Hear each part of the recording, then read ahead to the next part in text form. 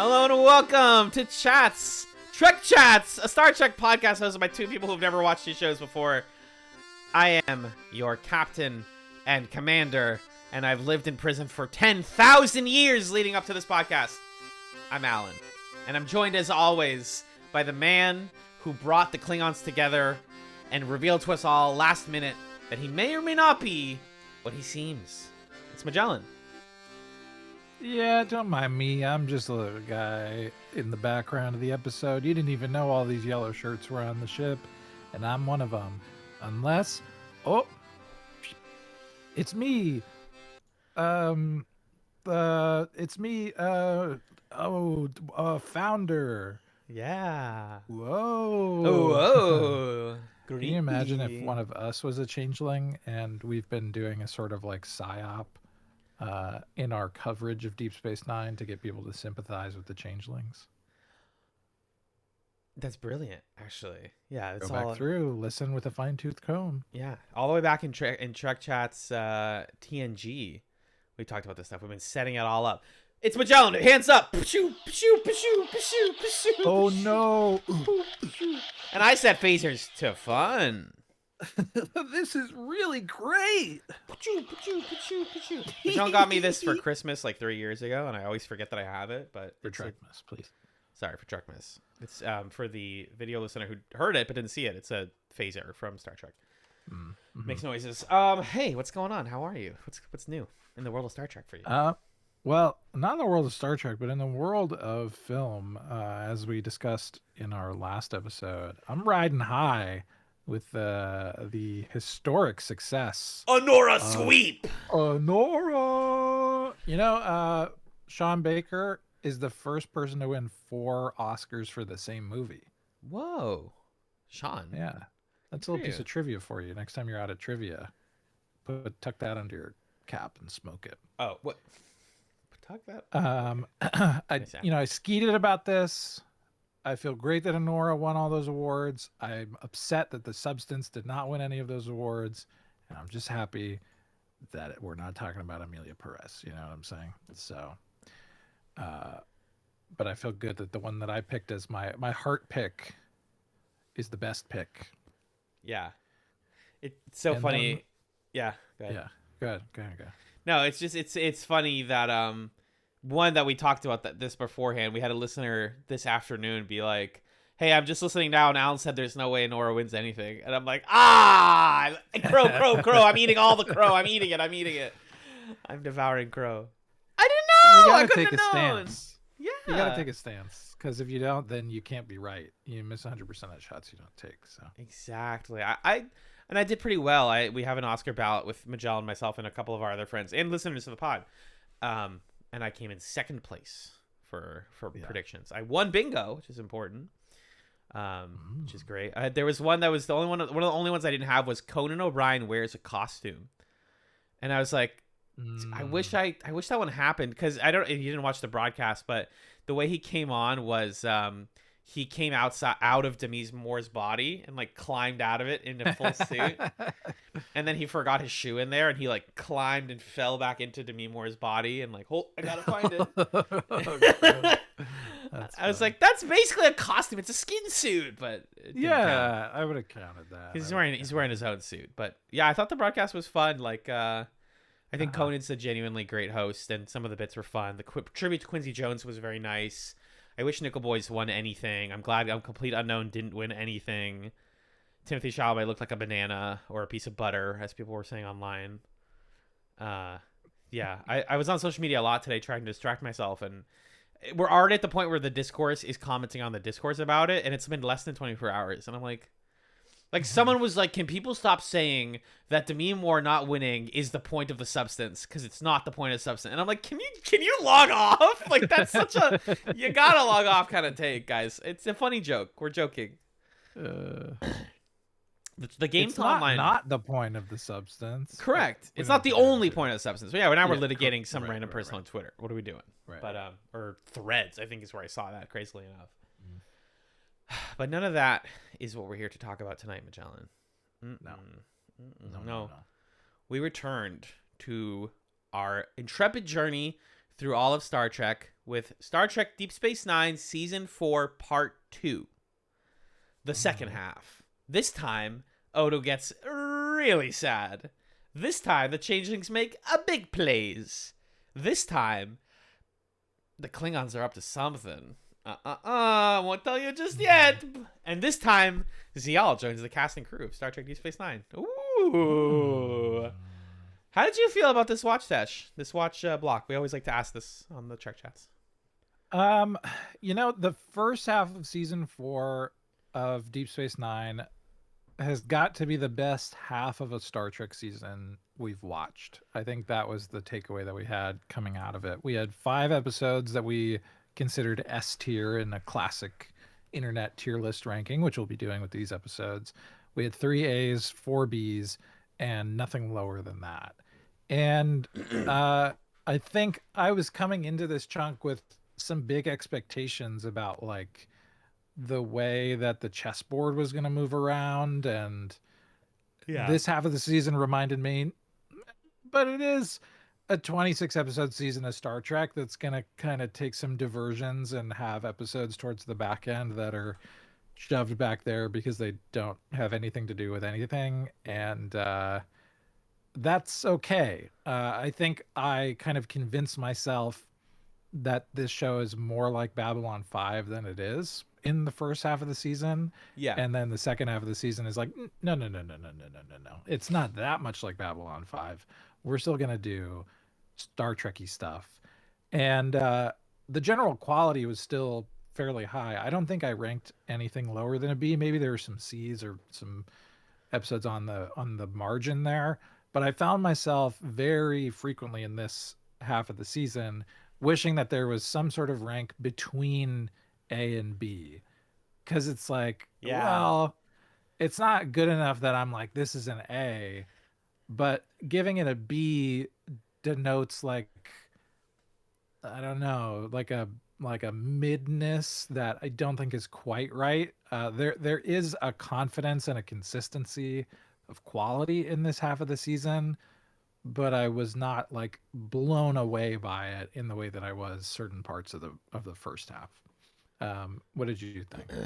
I agree that I was not blown away as often, but I think that the overall quality has been so consistent on DS9. I really love the consistency here, because we're coming from TNG, which was just so up and down. You could get the best episode ever, and then you get just sad, boring, whatever. And the worst of DS9 is just like pretty good, or reiterating stuff we've already seen that was also pretty good. So like, I had a great time, to the point where I was the reason we actually delayed our recording for this, because I had 5 episodes left, and I was literally like, okay, I'm tight on the deadline, and also I don't want to rush these last 5 because I'm really enjoying these eps. Like I'm having a good time. I'm like getting a lot out of them, and I don't want to just watch them on my phone or listen to them. I want to like engage, especially because a lot of the back half had some great directing too. A lot of guest directors here. So like the show is really just stellar right now overall compared to its contemporaries, and is dealing with content that I'm like, we don't get, and I don't want to say we don't do this like this anymore, but we don't talk about unions anymore in TV the way they do in this. Like, they genuinely had a guy quote Karl Marx in this show.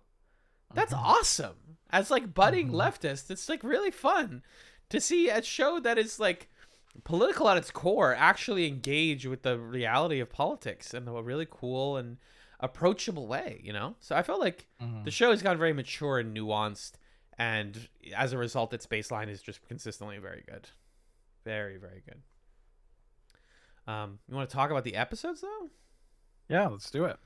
Groovy. So as we go through these, we will put them into categories S, A, B, C, D, F, and there's also bad but actually good. There's maybe one episode that we could discuss. Bad but actually good. Yeah. If it's bad but actually good. I agree. But otherwise, we'll put them in those, and those denote quality in that order. You know how tier lists work. So we started with season 4, episode 14, Return to Grace. This is a small episode in terms of the cast who's involved. This is mostly a Gul Dukat and Kira Nerys two-hander. where I don't remember exactly why they're together. Kira's like going somewhere or doing something I believe it's and a hanging out diplomatic with mission. these. Yes, that's right. Diplomatic mission. Dukat is now, he's been demoted because he had this daughter with a Bajoran woman, Zial. Is his daughter's name, not the Bajoran woman's name. And he's been kind of disgraced and demoted back home on Cardassia. Cardassia Prime? Yes, Cardassia? good job. Cardassia Prime. Yes. So now he's doing these kind of like fetch quests and talkie missions, and he ends up on a ship with Kira Nerys that gets attacked by Klingons. Right? There's a Yeah. scuffle with some Klingons, and it turns into the two of them kind of doing like a military operation together. And Mm-hmm. Ducat's like, "Hey, pretty sexy, right? What do you think about this?" And Kira's like, "No, leave me alone. Um, but yeah, most of this episode is really just food for the Dukira shippers out there. Ooh. I know it flows, right? It really does. Yeah, the Yeah. the setup for this one's very fun. I actually, speaking of my watch experience, I skipped this one initially. I watched Sons of Moke first because Paramount Plus, the worst app, the worst streaming app out there by a country mile, told me I watched it. It had the progress bar for Return to Grace, and I was like, and then you said in your notes like, "Did you watch this one?" And I realized I did not. So going back, it was cool to see that this one was pretty important also. Yeah, I love what's happening to Ducat here because he, after getting demoted for the whole thing, the stuff going on, but with Zial, he basically flies a trading ship. And they're like, okay, well, you have to go take Kira to a conference about Klingons.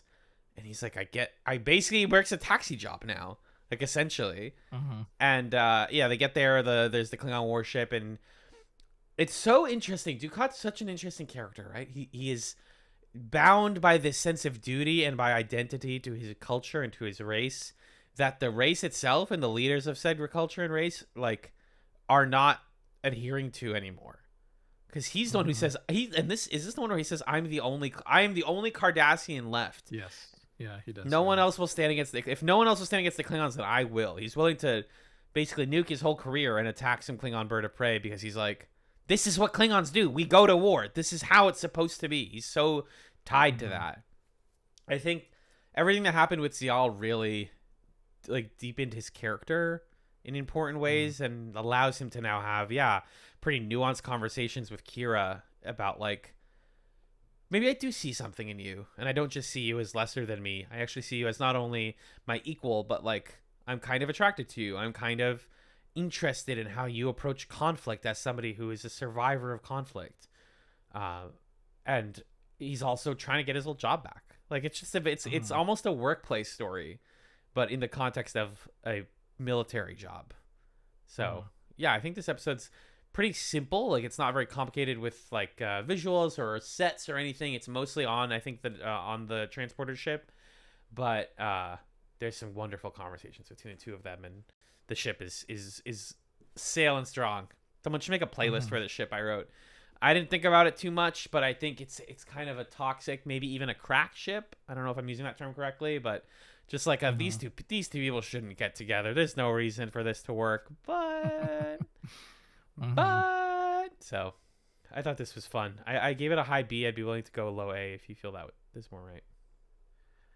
Yeah, I mean, I think so much of the charm of this episode is carried by Mark Alimo. Is that how you say his name? The guy who plays Ducat. Where you love to see this guy on screen.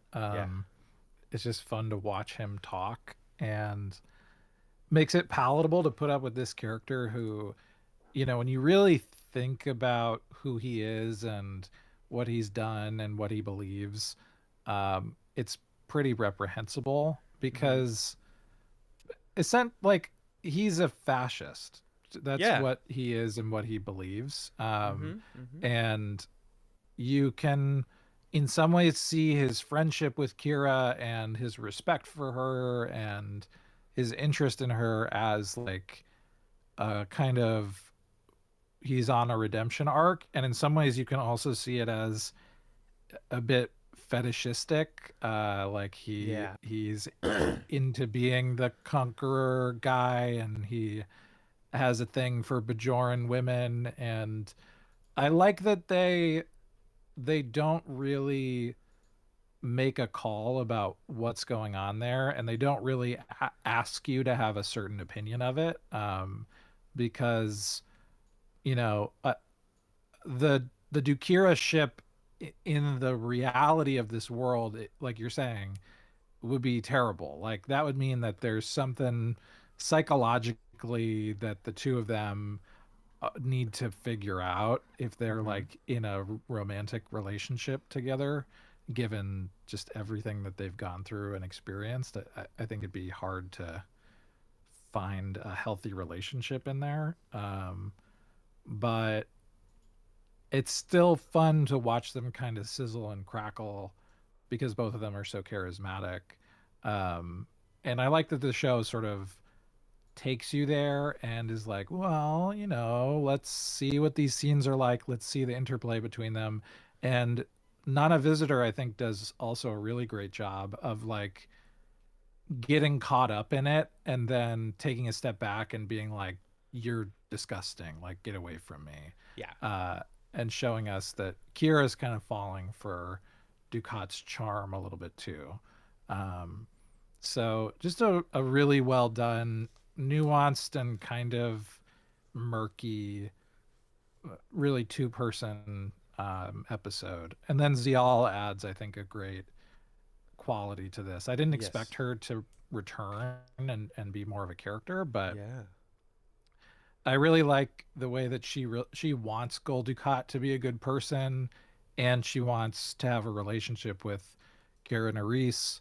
She wants it to be possible for the two of them to reconcile because that means something about her place in the world and the decision that she's made to like go along with Dukat and be loyal to him as a daughter. And I think we walk away like Kira being like, oh, Zial, just come back to the station. Just hang out with us. Get you out of here. Please. This is terrible. So I think this is one of those episodes where it's like B+, A-. I don't know. I don't know. I think it's important to reward episodes that they don't have to be ambitious to be good. It doesn't have to be a wild out there episode. I think it's worth giving it an A for this one. Yeah, they do so much with very few characters. Yeah. They don't really go anywhere. They're on this ship pretty much the whole time. Mm-hmm. Yeah. You were saying earlier about like if there was some more gradation, and I think when we say like high B, low B, that's the best. But like, there's no point adding those to the tier list because then all we're doing is doubling the length of the tier, or tripling the length of the tier list. Right. So, but yeah, I think this is like a low A for me. Next up is 415 Sons of Moog, which is a very interesting Worf-centric episode that brings back Tony Todd, who we last saw in The Visitor in season 4. R.I.P. the legend himself, Tony Todd, who was unfortunately not brought up on the in memoriam in the Oscars. People were not sure if there's reasons for that. Yeah, he was not in the in memoriam. Neither was Michelle Trachtenberg, technically a Chatz alum, by the way. R.I.P. Michelle Trachtenberg, tragically passed. Yeah. I think some people were like, is it because she was never a member of SAG or something? I don't know. It's not my business to pry. And it just happened. Maybe they had this presentation done for a while. I mean, who knows? Yeah, who knows? Because they did put Gene Hackman. So some people were like, damn, that was fast. Oh, okay. Yeah, he had a whole... Morgan Freeman did a little tribute to him. So anyways, he comes back. This time he's not playing an old man. He's playing Worf's brother, who is an interesting character who basically is like trying to encourage Worf to become more like a Klingon. And it's a lot about Klingon identity. And as a result of Worf's choices, he's been, stripped of wealth, honor, and political power. Kern is his brother's name. And he's like, well, you'd have to give me back the honor. The only way to do that is to kill me. And, Worf struggles with this. Do I really want to kill my brother? Is it fair to me? everyone else on the ship is like, it's not, it's murder. If you do it on the station, then it's murder. That's not fair to your family, even though you guys in your culture believe that it's fair. A lot of interesting stuff there. Some interesting build up with Dax as well, getting to know Kern and Worf, deepening her relationship with Worf. And the ending of this one's really divisive because basically instead of killing Kern, Dr. Bashir gives them the option to wipe his memory of having ever like found out about all of this stuff, or finding out that he was even ever related to Worf. So he gets adopted by another Klingon family who told him that you're my son, and he's like, okay, I believe you. He leaves, and he says to Worf tragically at the end, "Are you part of my family?" To which Worf says, "I have no family."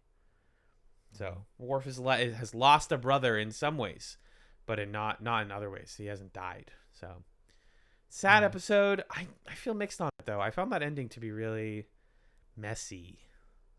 Yeah, I agree. Yeah, there are a few episodes in this half I was thinking about like themes that we can trace across these episodes, and there are a few that have to do with like someone navigating their position in society relative to their people, broadly speaking, and the ways that they have kind of diverged from how they were raised or what's expected of them. And there are actually 2 Worf episodes that get at this in different ways.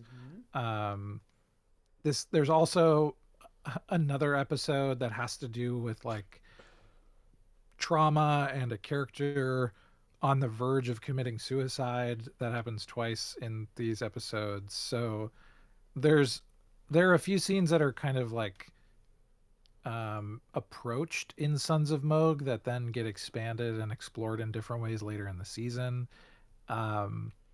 And in some ways I think they handle this in an intriguing way. You know, when I love the scene, I think it's such an amazing scene where Worf attempts to kill Kern. Yeah. They find him, bring Kern back from the brink of death, and then Kern is in this like healing pod thing, and Worf goes to visit him, and the cinematography, it gets so close on their faces and on Tony Todd in the fucking pod.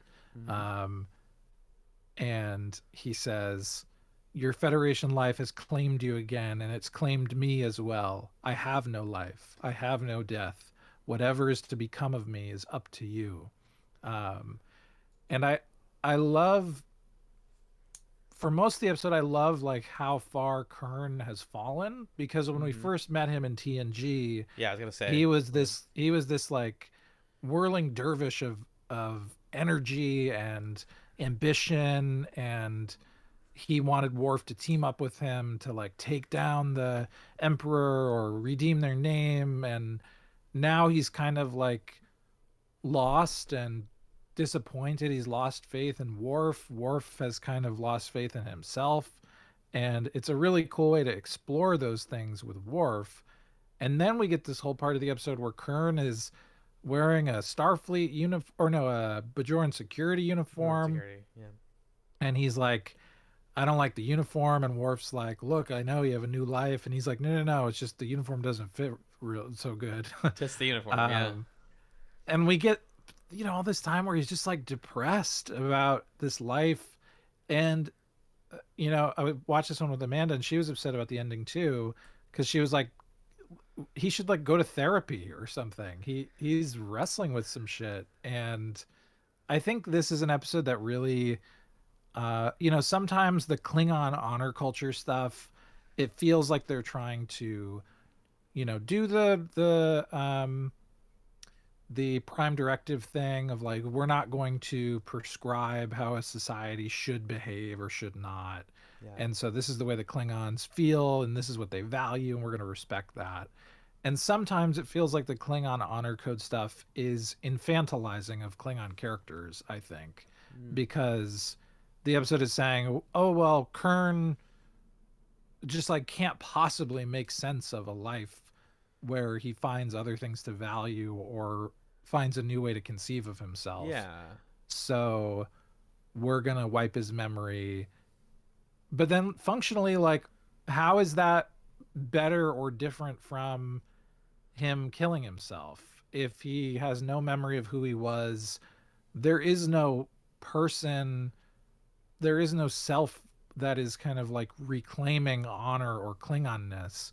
You're just sending the body back out into the world to be a Klingon. Basically.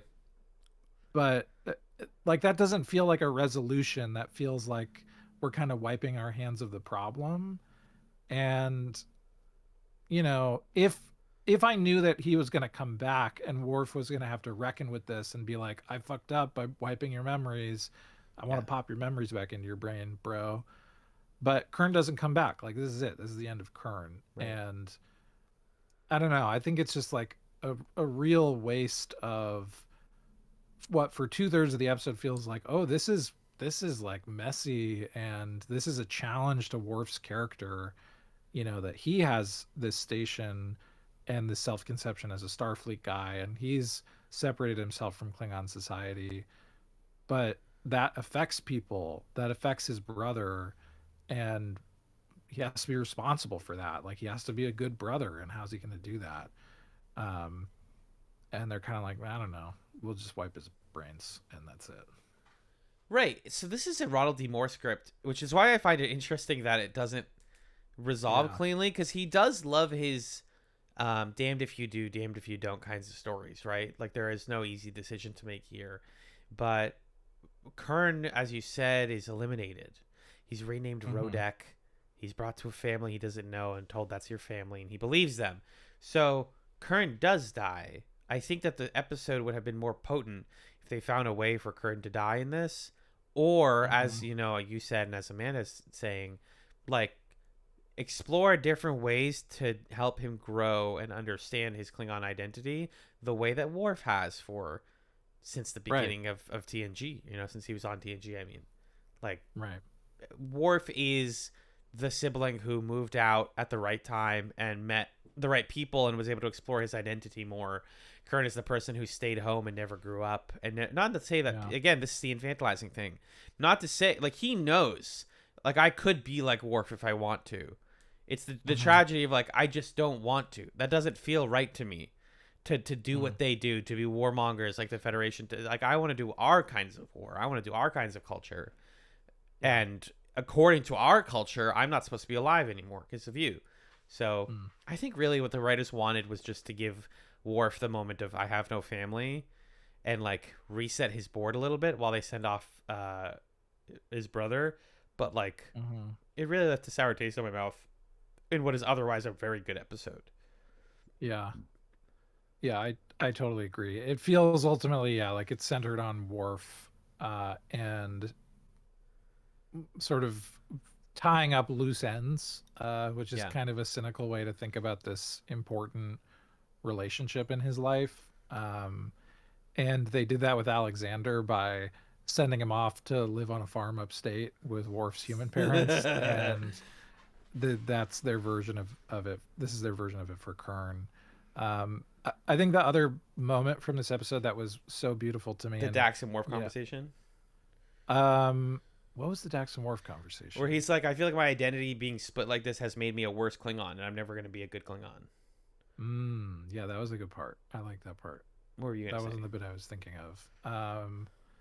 There's a part where Kern is like, Worf, it doesn't matter to me which, but I wish we had grown up together. Like, either you'd grown up with me or I'd grown up on Earth with you. And I don't really care. It's just, I feel this, like, gulf between us because we grew up differently. And it reminded me of one of my favorite lyrics, Frank Ocean lyrics from the song Self-Control. He has this little bit where he says, wish we'd grown up on the same advice. And that's just that line has stuck with me as a way to express, like, that a fundamental disconnect that you're having with somebody, you know, like, I really care about you, I want to connect with you, but there is some, like, deep-seated difference of understanding about the world and what matters to us and what we're trying to do with ourselves that makes it so we can't connect in the way that we want to. So yeah, there's so much potential in this, and Tony Todd does an amazing job with course. the emotional beats here, and then it's like I don't know. It's a B to me. I think they really kind of whiffed it at the end there. I think it's a low B, but yeah. Want to tell the people about Bar Association? Yeah. Hard. So this episode is amazing. This episode is very good. As a ROM fan, this was delectable to me. Essentially, as a Union fan, this episode is as delectable. a Union fan, yeah. Essentially, this episode, Quark is like super annoying capitalist boss. Oh wait, hold on one second. I need to let Amanda into the apartment. Okay. I'll be right back. For the audio listener, this part's going to get cut out. For the video listener, hi everyone. Hello, you get to hear this part. Oh, Amanda was texting me.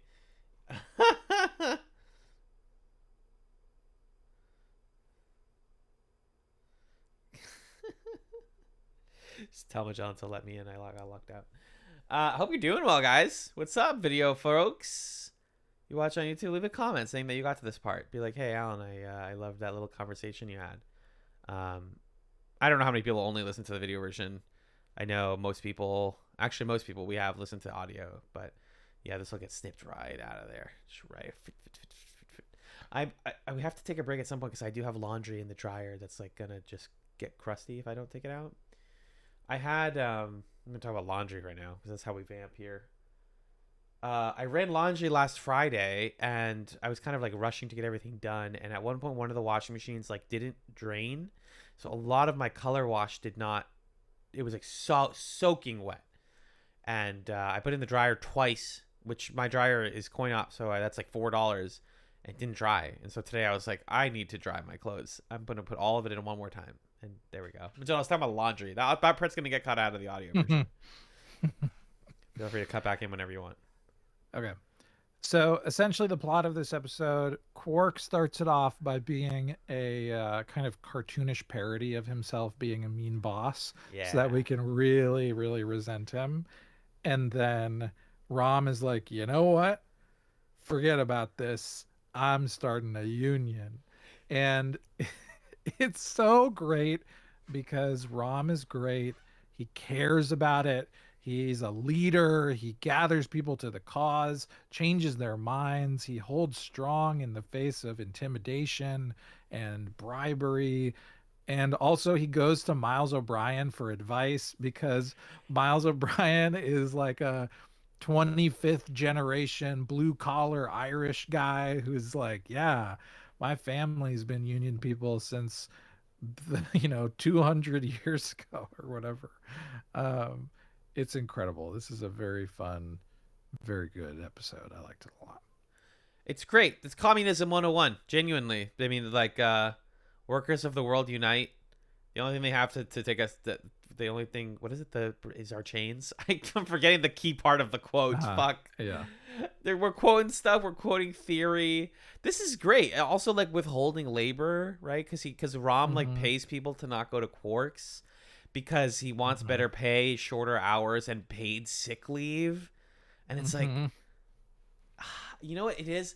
And I might have read some like piece or saw an essay about this a long time ago.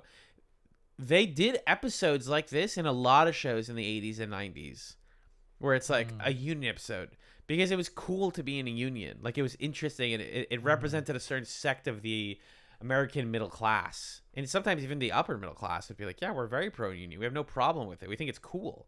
We wish we could do it more, but we can't. And nowadays, you just don't make an episode like this because there are fewer and fewer union jobs, and like it's less relatable. It's less like fun and sexy and more necessary than ever. But genuinely, I think this is an awesome episode to show someone who wants to understand, how to build an alliance. It's also crossing gender lines. We have the Dobble player lady who starts out and you're like, oh my God, she's just a hot girl. And she's like, I'm joining Rom's union. Are you guys kidding? I'm going to like rally the people, because that's the thing about socialism and communism is it frees us of the shackles of a lot of capitalism's like borders on things like gender and sexuality. So it's all there, guys. It's quite good. I don't know what else to say. The episode kind of rocks. Yeah.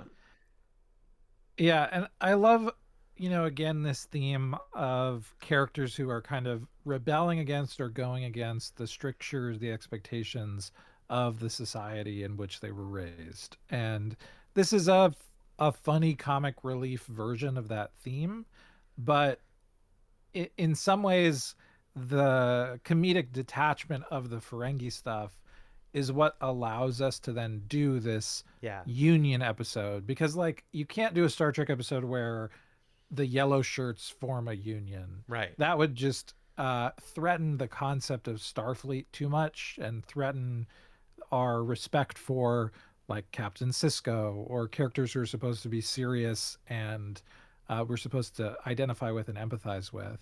And if we're gonna complicate Captain Sisko, let's do it with much bigger stakes like they do later in the season, which we'll talk about.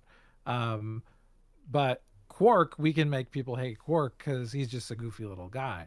And we can do this episode where people unite against Quark. And, I think they do a good job of then taking the comedic trappings of the Ferengi and then showing like it actually makes complete logical sense that someone like Rom would like invent socialism or be a leftist Ferengi because the system doesn't work for him, and people that he cares about are getting hurt by it, and he's had enough. He doesn't want to deal with this anymore. And in some ways the rules of acquisition have built within them the seeds of their own demise, because it creates a system in which inequality is like part of the design of it. And there's this really on the nose but I think good line where Rom says Ferengi don't want to stop the exploitation, we want to become the exploiters. And it's this is kind of like capitalism 101 stuff, but that is how it works, and that is how people get pushed away from solidarity and how they cooperate with systems that oppress them, because they imagine that if they just make the right choices, they wait long enough, eventually they will be in the position to run Quark's bar and to then look down on other people. And I think it's amazing that this episode couples that kind of philosophical idea with a very personal story of the conflict between brothers, where Rom essentially says to Quark, like, just because I'm your brother doesn't mean that I'm going to go along with you when you are a cruel boss to me. Like, you've made it clear that you care more about being my boss than being my brother. And so part of the project of the Union is not just to get better working conditions, but to get better familial conditions between the two of them and to like repair their relationship. And it's so beautiful that the episode ends with Rom being like, great, we won and now I quit because I just want to be a patron at your bar and I just want to chat with you and like have a new start to our relationship as brothers where we don't have this complicated employer-employee relationship. It's a brilliant ending. That's so special and beautiful. I love it. You talked about Ferengi identity, and I know there were a lot of reviews of this episode saying like, I really don't know. Maybe it's making me question like, what's even the purpose of having the Ferengi on Deep Space Nine, like in universe? I think it's just they bring good business and they know how to run a business, and that's like useful for a station that doesn't make money by itself, right? It keeps people on there. But agreed that the relationship between Quark and Rom is deepened again by this. I'd say this half of the season is so much about the relationships that are already there are deeper and deeper than they ever were before. And it's so easy for an episode like this to go like, all right, Sisko said just break it up, you guys. No union, sorry. Like we have to. The power for project continues, which is like sad and would be the way this might get handled today. Instead, as you said, Rom is like, nope, we're getting everything we asked for. And Quark's like, all right, well, we can't change Ferengi society. They're actually going to kick you out of like everything in Ferengi society if you really dig your heels on this. How about we compromise and you get everything you want and tell them that I gave it to you, and tell them that I won. Make it seem like I won, and so that the Ferengi Union keep you around, but I'm giving you everything you want. And then, as you said, not only are you getting everything you want, but we're going to shift the power dynamic. I no longer work for you for pennies. I'm a junior repair technician in a completely different department. I make less, but I don't work for you anymore. I think our family relationship is better when I'm not your employee. And it is. Yeah. And that's great. Yeah. So, yeah. Kind of a stellar episode. I keep saying stellar, but it is. Get it? Stellar? No, it Star is. Trek? Yeah.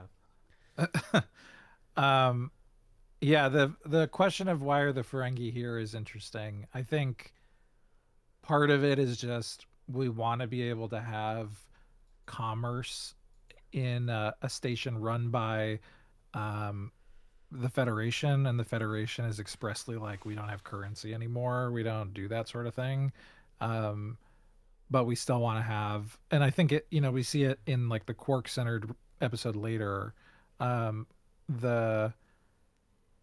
power that Quark's bar has as like an anchor for the community of Deep Space Nine, and the role that Quark plays, not just as a business owner in the kind of capitalisty way, but business owner as like a local businessman. Like, he's in the community, he's holding space and providing a service. So there is some value to that. And then, the Ferengi kind of come in and do silly things in this episode and in the later one that we can talk more about. But I think that's what they're doing here. I just love also that like all of this ROM character development was seeded by Nog like a season or two ago, talking about like the sorrow that he feels at seeing his dad getting the shit kicked out of him. I don't want to end up like my dad. Yeah. I don't want to end up like him. And it's really beautiful that Rom has finally found it within himself to be like, I don't want to live like this either, and I'm gonna do my own thing. And I'm so happy for him that he's figured out like what he needs and how to advocate for it. And it is kind of like this episode was written by a guy that they brought back, Lita, who is like, she was everybody's best friend in that one episode where Dax had everybody be old Daxes, and she's just a beautiful lady who is like, oh, Rom, I kind of want to kiss you on the forehead now. But at the same time, you're happy to see Rom get a kiss from a pretty lady. I don't know. So I thought that part of the plot was a little bit silly, but it charmed me nonetheless. Right. And this is my last point is the episode's not very tense, right? It's actually quite light. And I think it's actually I keep saying actually, sorry. It's pretty good that it's light. Stories about unions and stuff like this don't have to be like, and then somebody tragically died. And like so many stories of the Soviet Union are obviously about that. Like, and then there was war and it could never work. And so many people were hungry and couldn't be fed. And it's like, nah, like Rom has the financial capital to buy people out of going to Quarks. That is like a privilege offered to Rom because he maintains his money and maintains his station. This is not a story about like the bourgeoisie necessarily rising up, but it's like, yeah, we all suffer in the same ways and we can help others. It's worth helping others. So I want to say high A for this one, if not low S. Yeah, I agree. I think it's a high A for me. And to your point, I think often the most memorable moments of union action and conflict between unions, between labor and capital, are, I mean, it's funny. Miles O'Brien is like, oh yeah, my relative Sean Aloysius O'Brien was the leader of the anthracite coal strike of 1902, which is like a real historical event. And I found the edits on the Wikipedia page for that event, and one person had edited like, removed the name of the strike leader because someone wrote Sean Aloysius O'Brien, and the only source for this was a Star Trek episode. I don't think this is true, but if you have other sources for it, but that's like a real event. And I think when we're thinking about late 1800s, early 1900s labor action, there is a lot of violence and personal risk. And in more contemporary contexts, for some jobs it is still pretty physically dangerous and precarious to take union action. And then there are some jobs like this one where you're not going to get, beat up by the Pinkertons for not being a bartender for the day necessarily.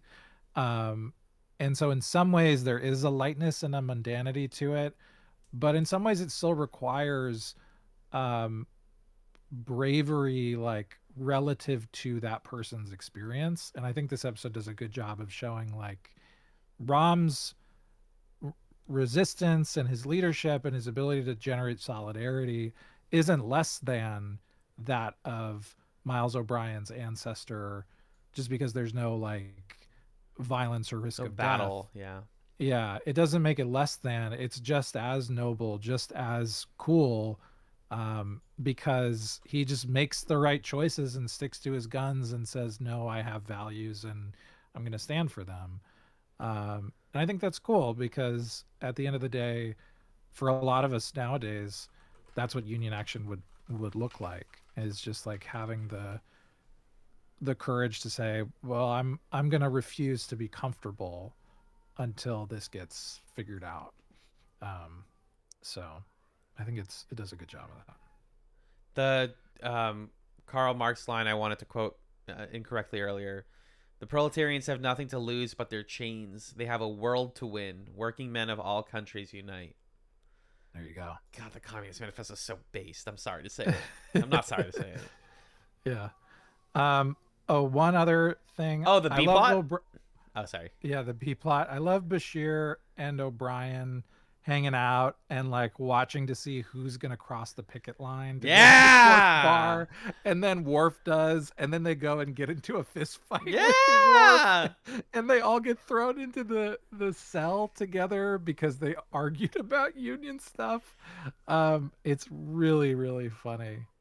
That's the scene I was saying when I'm like, this feels like Unions 101. It's like they even say like crossing the picket line, Mm-hmm. It's all here. It's pretty freaking smart.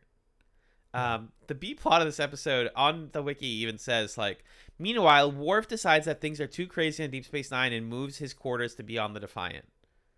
That's it. Oh, how am I misunderstanding how big the Defiant is? I thought it was like a multiple passenger ship. Is it like a place you can live? It's bigger than that. It's like I think it's closer to the Enterprise than it is to a runabout. Okay, there's a word. Because you can take like a whole crew, to go do a thing on the Defiant. Right, the Defiant's the thing that's in the theme song that plugs into Deep Space Nine. The Deep Space Nine big ass ring station with the thing in the middle. Defiant's that big, as you're saying, quite big ship that goes. So he lives on that now. Wild. And I think they're kind of setting it up like, because we continue to see Worf develop as an officer. And we continue to see Sisko like be his mentor in that, which is a fun dynamic. And I think they're setting it up that Worf is like effectively the captain of the Defiant, or is going to kind of be the captain of that. They're going to make my boy do a war crime. It is kind of silly. What did you say? I said they're going to make my boy do a war crime.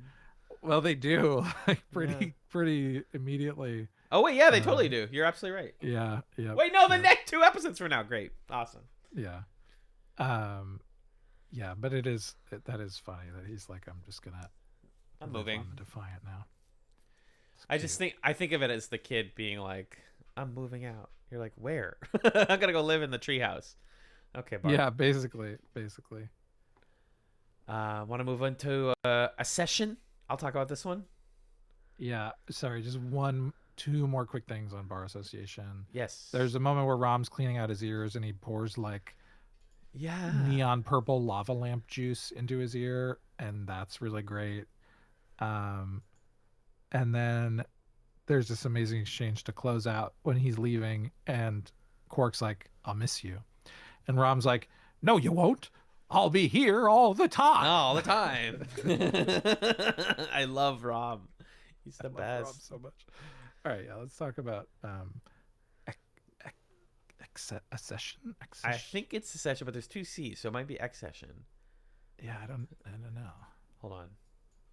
Accession. Okay, thank you. Google pronunciation. It's accession. Obsession. So this episode has a lot of gay shit in it, like a lot of gay shipper bait in it. Meanwhile, what if Khalil Gibran came back to life and decided that he was or what if Jesus Christ came back? It's wild. Yeah. So Sisko starts the episode. He's worried, like, oh man, I feel like I can be the emissary, but it's a hard role to have. And then, boom, Bajoran spaceship from hundreds and hundreds and hundreds of years ago comes in, and it's got this poet named Akoram Lan, who was one of the first prophets, or one of the first, sorry, not prophets, one of the first emissaries. And he's like, oh, I'm back. I'm the emissary. And Sisko's like, this is awesome. I don't have to be the emissary. I guess it's not me. It's obviously because they sent him.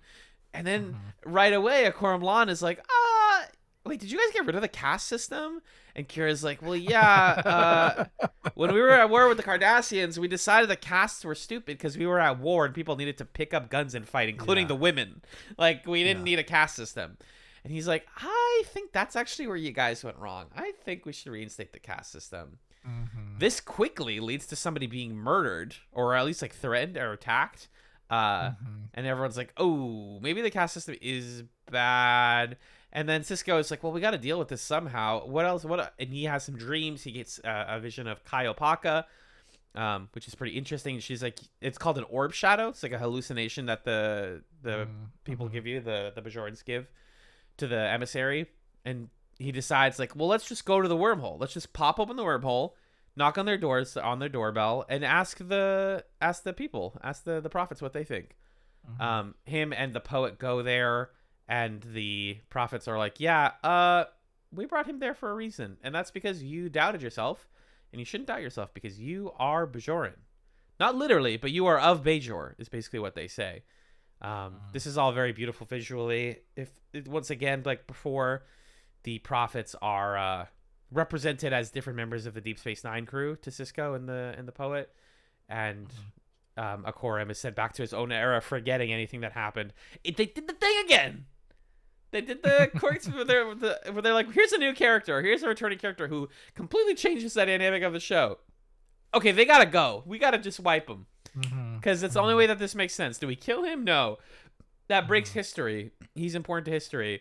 Do we take him back with his memories? Well, no, because now he knows everything that's gonna happen. That would break everything. Just snap your fingers and wipe it out. It's fine.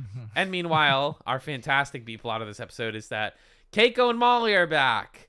And O'Brien is, and I'm not exaggerating, listener, really sad that he doesn't get to hang out with Bashir as much and raw dog him in the back room after they play fucking darts together. That part I'm exaggerating, but not really. And he has this tension where Keiko has to basically play him and Bashir against each other, or into each other, and be like, you should hang out with Bashir more. You should hang out with O'Brien more. I want my husband to be happy, and I want to have my own life too. So you can still hang out with your friend, but I still love you. Very sweet. Very cute. What did you think? These two plots are very separate from each other, so I'll talk about the O'Brien Bashir plot first. Yeah, I love how tenderly and how grounded this plot is, where O'Brien is committed to being a good dad. Like, he's not shirking his duties. He's there for Molly. He's drawing pictures with her. He has baby's first dartboard and they're playing magnetic darts. It's so cute. I never thought when I was joking that the dartboard is this like central character in the cast that they would get so much development out of it. But what a genius little moment of prop work and the design there, that it's like, well, you know, he's got this dartboard for his daughter because he wants to do something with her. He wants to help her learn a skill. He wants them to play together. And because he's also misses his independence and, you know, that kind of thing. And I really appreciate that the episode doesn't make a binary choice about like, well, you have to give up your independence because your wife and your daughter are back. But it also doesn't do this weird thing of, I don't think I want to be a family man anymore because I enjoy being a single guy. It's an episode about, well, you develop these patterns and routines because you were lonely and then you found comfort and connection. And now your family's back. And it's like, well, I have a good thing going here. How do I now incorporate that and find balance between these things? Um, and that's such like a grown folks plot to be doing on Totally. Star Trek. I really, really appreciate it. And I think they pretty consistently, when it comes to the O'Brien Keiko relationship, they they thread this needle of like there's going to be a little bit of conflict, but it's not They like will stupid persevere. sitcom TV conflict. Yeah, they're going to figure it out. And uh and Keiko's the one who's like, "Oh, yeah, you should play darts, but I'm going to make you feel like a big man." And he knows what she's doing too because he winks at her on the way out the door. So he's Yeah. also not like Homer Simpson dumb or Yeah. something. He's like, "Thank you for letting me go, helping me go play darts with my friend." It's very sweet, very good, well done. You made a great point that it's very adult. You know, they always Yeah. handle it. We're both adults now. Well, wild to say we started this podcast when we kind of weren't, and that's kind of weird to think about. But anyways, um, Hmm. we've dealt with relationships like this where you're like, I have my thing, like I want, or people, you're like you said, isolated for a while, and then you're in this relationship, and you're like, how do I navigate being a good partner while still getting what I want and asking for it, but also being a good friend to Bashir? Like if we set Hmm. aside how much I ship those two, because I kind of prefer Bashir and Garrick, but I think this is just a classic like college buddies. We love each other. We're besties. We play Yeah, darts, yeah, kind yeah. of thing. Right. This is like how this would go. You know, you would talk to your partner and say, Mhm. "This would make me happy," and she'd say, "I respect your boundaries and I want you to have that. I don't want to control you. I'm Mhm. not the sick, like you said, the sitcom wife." Who's like, you're hanging out with freaking O'Brien or with the Bashir again? God Mhm. damn it! It's like, no, you should be. You should have your own thing. That's Mhm. good. Yeah, and I think what's so beautiful about this also is I think it's kind of a trope or an expectation of the man of the household that you're it's like not important enough to go play darts with your friend. And if you're going to be a good husband, good father, uh wanting to go do that feels too trivial. Like I think O'Brien takes his commitment to the two of them very seriously and would feel embarrassed to ask to Yeah, go play darts or feel embarrassed about it mattering to him. yeah, Um but sometimes it is that simple. You have like a little hobby and you just want to spend some time on it. And it takes, I think, a lot of emotional honesty and vulnerability to be like, you know what? Go. I know it sounds silly, but going to play darts at the bar with my friend would like fuel me. It would make me feel good. It would make like good in a kind of like soulful way. yeah. Helps you be a better And partner to have that time too. right. He's not like looking out the door. He's not like sad and oh the darts. Oh, what? Yeah, it gives him more to give back to the people in his life. And I think sometimes I know for myself for things like that for me, sometimes I'm a little hesitant to like speak up for a silly little hobby Yeah. because it feels like it shouldn't matter that much or I should be able to fulfill all my obligations without, you know, taking that time for myself, but it matters and it makes a difference. And it's just like such a tender little plot to slip in on the side of this episode. Also, is this when Keiko announces that she's pregnant? I think it is. Yes. And I think that's part of why he's Yeah. feeling like, oh, there's another baby on the way. I'm gonna be even more committed to you, and more of my Yeah. time's going. And I feel bad, but I want to be a good husband. Yeah. I also think that there's like a, speaking of adult themes, like a nuance to him going like, I wanted to like go on a date with you. Like I want to like maybe have some Hmm. sex and like maybe we like have a night together. And you being pregnant like doesn't let me do that. Or there's a tension there. It's it must be so hard being a parent. I don't know how people do it.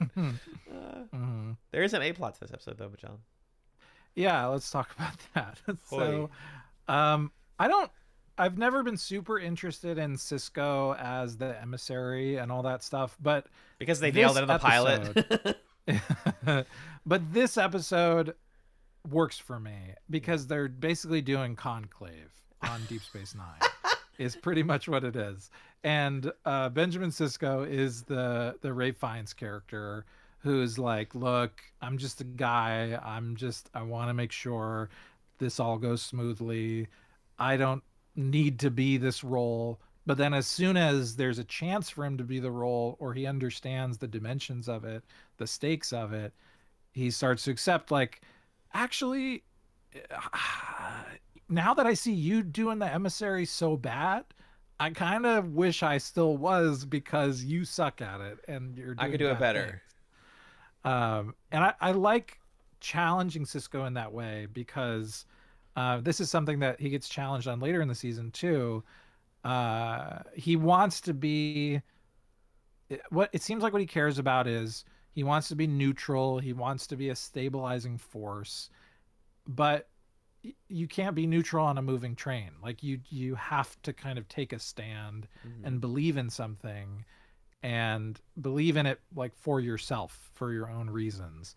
And he's hesitant to do that. And he sees the consequences of it. When you step back and you don't hold firm beliefs and advocate for them and fight for them, somebody else who holds firm beliefs and is willing to champion them is going to do it. Yeah. And that could be to the detriment of the people around you.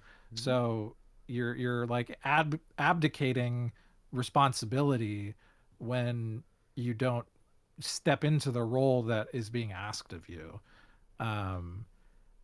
It's really fascinating, because Sisko is like the leader of Deep Space Nine, but when it comes to being the emissary, he's so squeamish about leadership in that context. Yeah, exactly. And I think that says a lot about him as a character and where he still needs to grow. Yeah, it reiterates everything that we needed for Sisko's growth right now. Especially this half of the season featured a lot less Jake, and when it did, I had my problems with it. But yeah, we need to remind people, like, what is Sisko when it's not about his love life or his son? Well, he's got this third sort of pillar of his identity on the show, and that is his role as emissary and his relationship to Kira as a result of that. Earlier in the season, we got that great episode where Kira is like, I don't know how to be coworkers with you when you're technically my religious figure. And now he's kind of like taking responsibility for that and not just taking the title. Yeah. Big moments. Yeah. And speaking of Kira, I think this is such a great episode for her too, because it would be really easy, I think, to do, because you have this guy who comes in, he's like, I'm the emissary, and everybody's like, yay, cool, and he's like, I'm gonna bring back the Dajaras and we're gonna do the caste system again. And they're all like, sure, yes. And it's really easy to tell this as a story of, look how malleable people are in the context of faith. And you could have this guy come in and mislead everybody and trick them and do bad things. But that's not really what's going on here, because even though it's wrong-headed to want to reinstitute a caste system, this guy seems to believe that he's the emissary and seems to believe that it is his purpose to make that happen. And we see in Kira Nerys someone who wants to have faith in something. And the episode doesn't take that as a negative quality of hers. It shows you there's something beautiful to giving so much of yourself to faith, and choosing to believe even when it's really difficult and shakes your foundation. The scene where she's like, fuck, all right, I guess I'm gonna start trying to make little guys out of clay because I'm supposed to be an artist. Amazing scene. And just watching her be so bad at making little dudes out of clay, and she just wants to be good at it because she just wants to have faith in this thing. She wants to believe that her people have a direction and have a purpose and have a calling. And I love that moment so much, and love her arc in this episode, where the episode honors her for wanting to be a person of faith, and also gives her the space to recognize, well, I actually don't believe this. I don't actually want there to be a caste system. And maybe it's okay sometimes to question or doubt or have my own agenda or desires within the context of my faith. And I think that's really beautiful too. Kira is indeed a pillar of the show, and especially of this episode. Yeah. I just had a flash of memory, by the way. I remember earlier when I was like, I listened to something or watched something that was about the history of portrayals of union in television. It was an episode of Citations Needed. Good podcast. They talked about dental plan. Lisa needs braces. I'm not positive about that one, but they mostly talked about movies that have it, and then a couple TV things. And I think they brought up Bar Association. I could be wrong. I know they're Star Trek fans. Okay. Anyways, this episode is a freaking A. It's got a good A plot, a good B plot. I agree. Moving on, you want to tell folks about rules of engagement? Yeah. Okay, so this is a Worf episode. Worf kills younglings, and then he does. He goes into this show's version of like My Cousin Vinny or something. I don't know. This is a strange one. Essentially, Worf, we don't get the context of the opening of the episode, but he gets onto a ship and there's a bunch of dead Klingons. What's going on? And maybe he was dreaming that. Was that a dream or something? Like a guilt dream? I think so. I'm not Yeah, I think that's what it was. Essentially, what we learn over the course of the episode is Worf found himself in a combat situation on the Defiant. The Defiant was fired upon, and he ordered to fire on a ship as it was coming out of being cloaked or something like that. Yeah, that's what it is. And that ship that they fired upon was like a civilian ship. It didn't have weapons. There wasn't military people. It was a bunch of Klingon civilians. And now Worf is being put on trial in front of this like Vulcan. It was a Vulcan, right? The judge? Yeah, I think so. Yep. There's like a Vulcan judge, and there's this Klingon lawyer guy who's kind of like the Chapak. big suspenders. Chapak. He's like, I'm just a Klingon lawyer, but I don't know, if you shoot a civilian, you might be a bad guy. Yep. And Cisco's like Worf's lawyer or something, and we're basically trying to get to the root of what were Worf's motivations. Why did he fire upon this ship? Did he do that for sensible reasons? Was he motivated by aggression or a desire to prove himself in battle?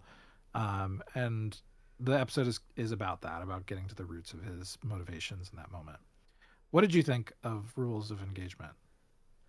I didn't like the beginning of it. I found it hard to get into for a while. This is LeVar Burton directed, and I think his directorial choices are really fun.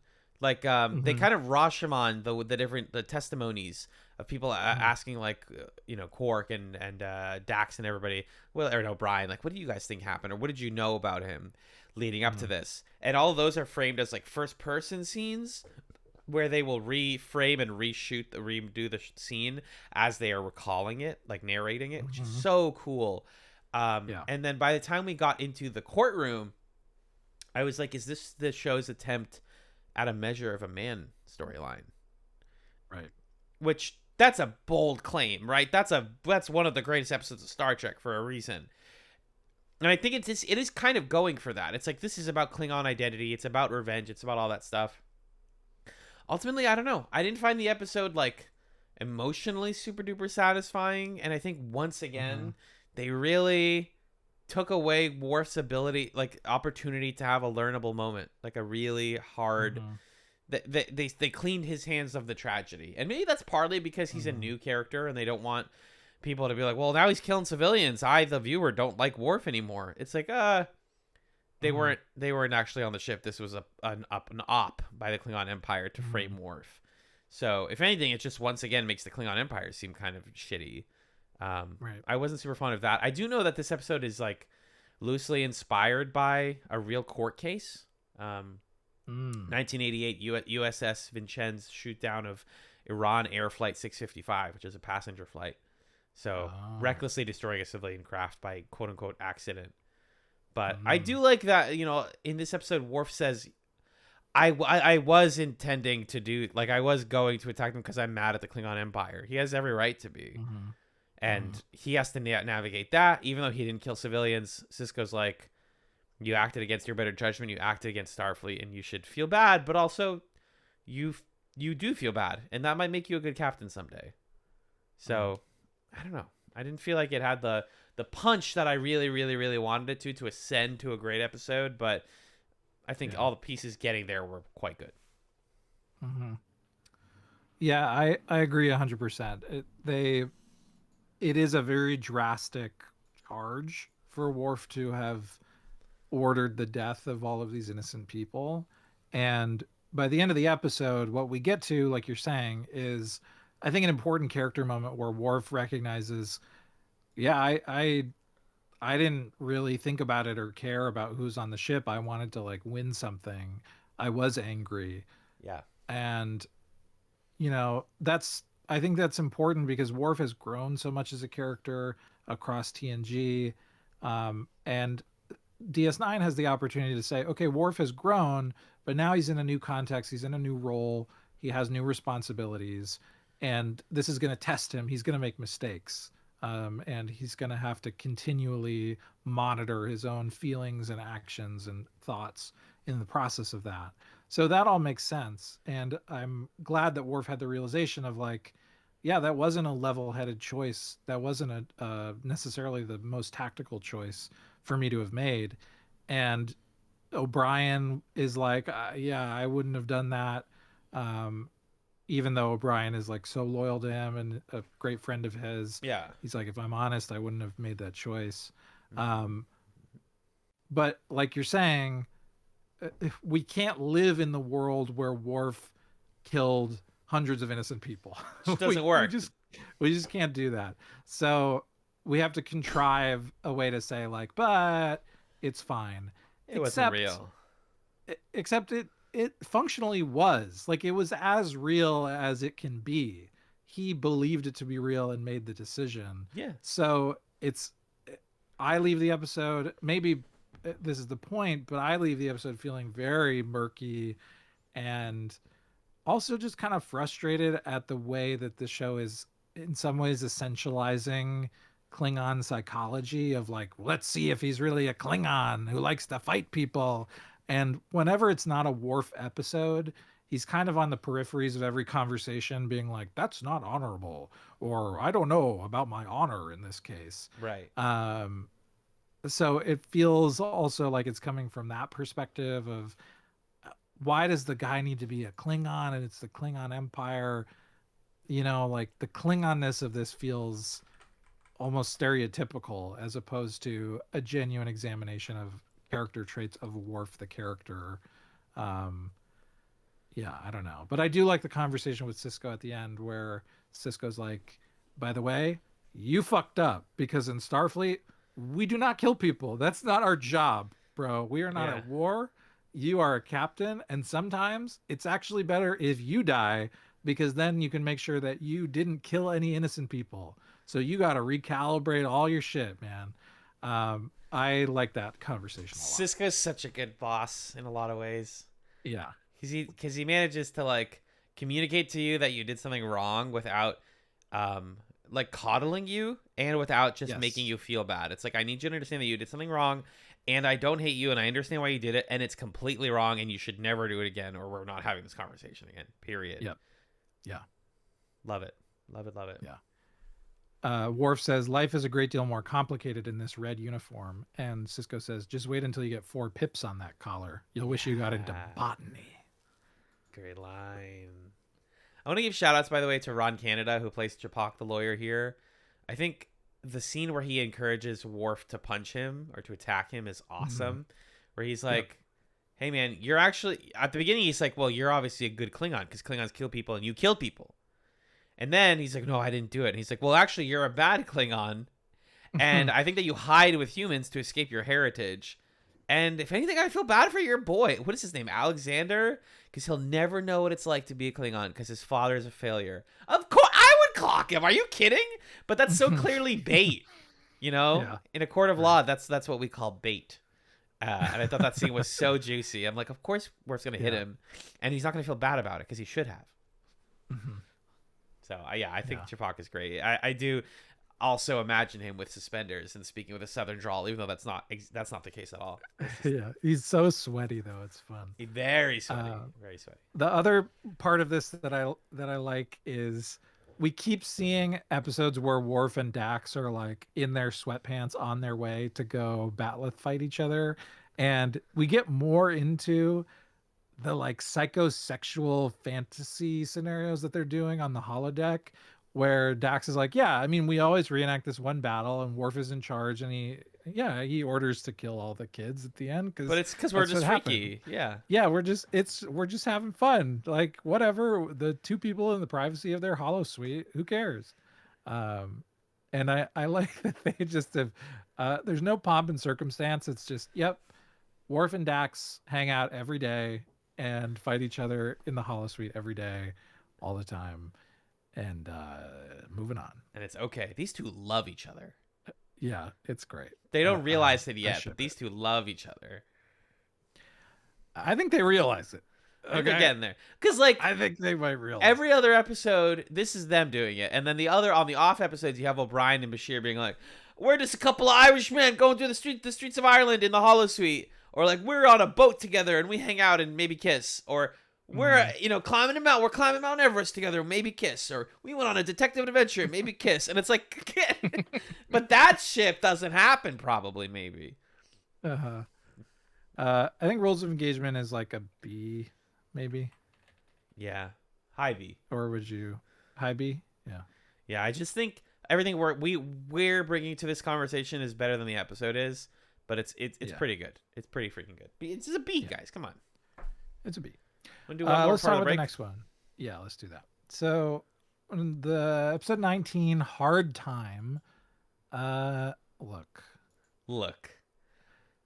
We were complaining. This is an episode where I guess we don't know what we want, because we were complaining about 2 episodes that were like, oh my God, the stakes. Just kidding. Never mind. Don't worry about it. This one's like, no, stop with the steaks. I'm so full. No more steaks. Too many steaks. Oh, essentially, God. This is fucked. This is like an amazing sci-fi short story that I can think about for the rest of my life. but when it happened, sweet son Miles O'Brien, and it happened to him forever, I don't love it so much. Yeah. Essentially, he gets caught by this society. They're called the Argrathi, and their version of a penal system is, instead of putting people in prison because that's expensive. True. Okay. True. We recognize that that's just like punitive and cruel and costs us a lot of money to put people in prison. They're like, okay, we're just gonna do like kind of a fast forward little brain scenario, give you 20 years of prison memories into your brain. It'll take us a couple hours and then you're free to go, but you have the experience of having been in prison for the sentence, which I think calls into question. It makes you wonder, like, why do people think that it's a good idea to imprison someone who's committed a crime? I guess, in theory, probably part of the logic of imprisoning someone who's committed a crime is to like remove them from society. But what this episode does that is kind of smart is say, okay, well, what if we just did the effects of having been imprisoned? Now you can see that's actually pretty bad. Yeah. And it's not worth the trade that you're composing in your mind of, let's get this person off the streets, in quotes, or like out of society for 20 years, because then they come back and they're traumatized and they like can't readjust. It's hard for them to reconnect with their friends and their family and enjoy their life. Mm-hmm. So in theory, on paper, all of that is really compelling, but again, it's happening to Miles O'Brien, and that's bad. And they also have to make up this like little guy who was his cellmate, who then is in his visions for the rest of the episode. So we also have to care about the story. We have to care about the story of that when we're watching it, knowing that it didn't happen. It's an implanted memory. Yeah. It's weird. The pacing's weird. The stakes are weird. It's a feel bad. I don't know. What did you think of Hard Time? I think this episode's fantastic. I think if Ichar wasn't in this episode, it would be a sterling solid S for me. Because really, I do feel bad for O'Brien. That doesn't make the episode bad. Yeah, this is exactly what they do to O'Brien. This is probably not the last time that they're gonna put him through the ringer. I'm like, you can tell I have like a controversial take when I start twirling my chair like this, guys. It's really sad. It has some social commentary about the prison system in the 1990s and how it unfairly makes it impossible to reintegrate. It has stakes that it commits to. It doesn't wipe its hands of it. You know, the last time Miles O'Brien contracted a fatal disease, he just died and gave it to his clone. And we're dealing with Miles O'Brien's clone. Let's not forget that. I forgot. Oh my god, I forgot. The clone just spent 20 imaginary years in prison. Okay, and I feel better. I feel better about it. Yeah, don't worry, dude. It's not even Miles. It's Miles too. I think it's beautiful. I think it's so sad when he yells at Molly because she's like, "I just want to talk to you, like daddy, daddy," and then he immediately is like, "I feel so bad. I just yelled at my daughter. All she wanted was attention," and it's bleak, bro. When he's in the cargo bay and he pulls the phaser out and aims it at his neck, and Bashir's like, "Bashir, this is again the show." Doesn't lean too hard on the emotional beats you think it's going to. It treats these characters like adults and not like on very special episode of a sitcom characters. Because normally in that type of show, Bashir would be like, oh, "No way, dude! Oh my god, no!" And he's like, "Hey, put that down. What you're doing is really scary. That's a permanent solution to a temporary problem. We can talk about this. We can work you through this." And they do. They don't erase his memories. They don't delete them. You just have to accept this. And I think that's the best thing about Miles O'Brien is that they always make him accept the consequence of the things that happen to him. It's sad. It's unfair. They don't go into detail on why he even was sent to prison because it doesn't really matter so much. But the point is that this guy suffers and we see him deal with it. And his family suffers for it. And then he apologizes and learns and grows. And that's great. Yeah. That's my take. What would you rate it then? I would give it a high A. And I think history's on my side, but I think a lot of people like this episode. I know sometimes we kind of think, like, are we going to get in trouble with the community? Like, are they going to be mad that we didn't like it a certain episode? But I think they like it. I'm willing to meet you in the middle at B. Fine. I think your case is very compelling. Okay. I think I had such a hard time with this one. That's fair. It's so valid. That's the name of the episode, Hard Time. Hard Time. It's what they named the Paramore song after. Mm-hmm. That's not true. You want to take a break? Yeah, let's take a break, and when we come back, we might be in a whole different universe. Uh-oh. Back after this. Good.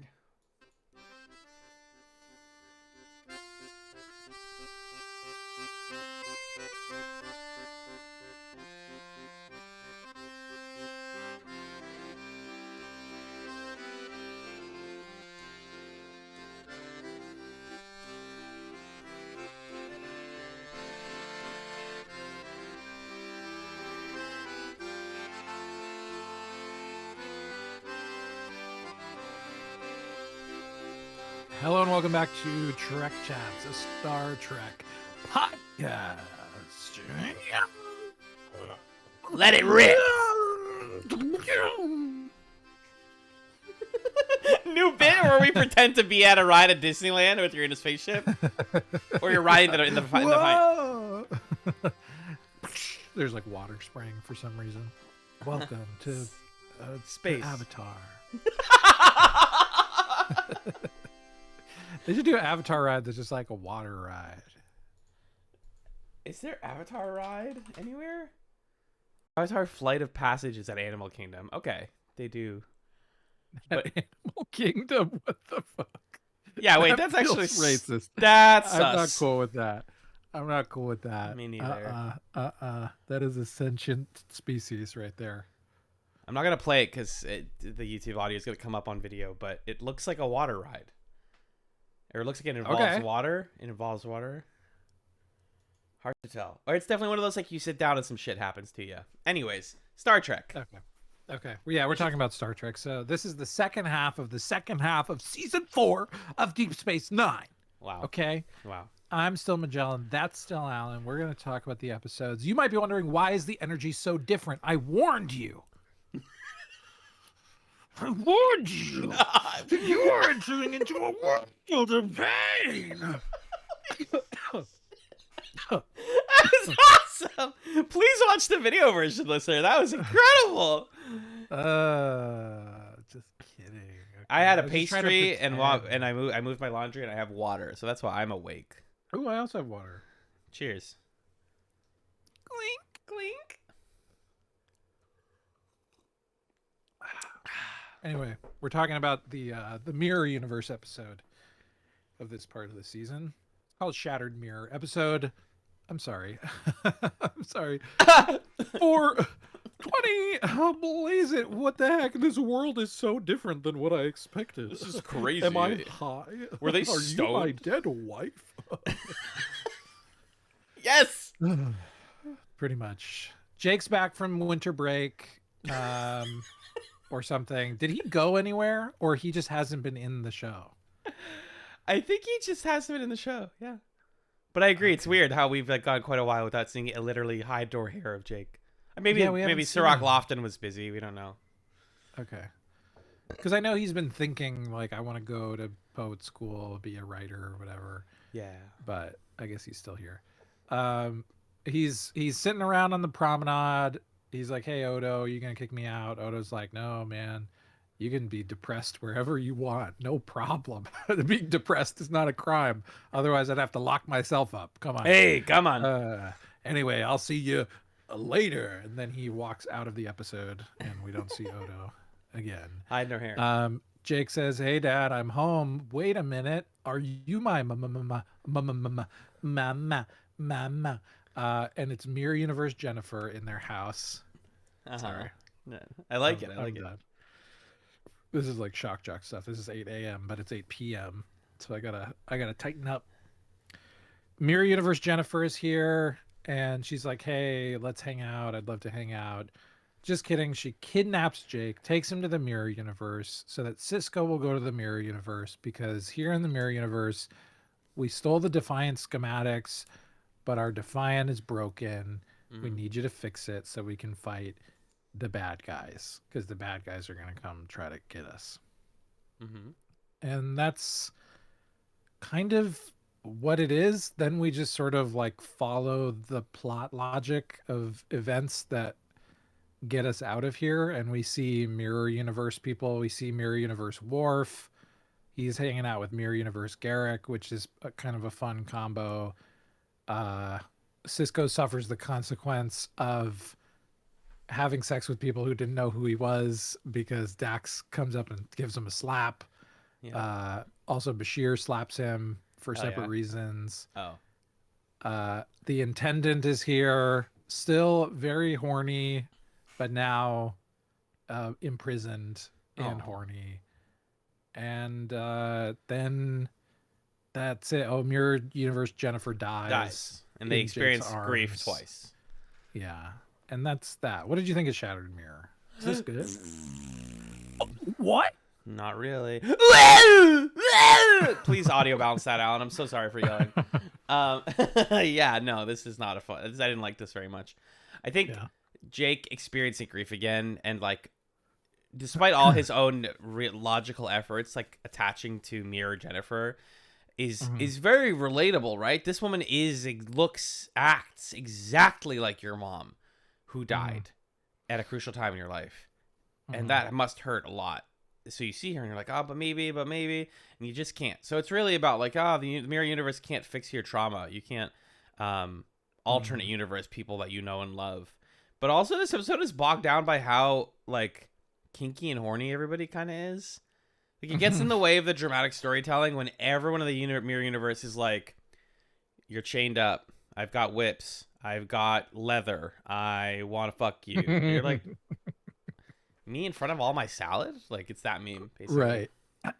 I sort of wish that this universe, you either have to do like it feels like they're trying to do two things at once. It either has to be like the sad, depressing, everything is worse and everyone's kind of mean version, or it just has to be like horny world where everyone's horny and there's no plot. Yeah.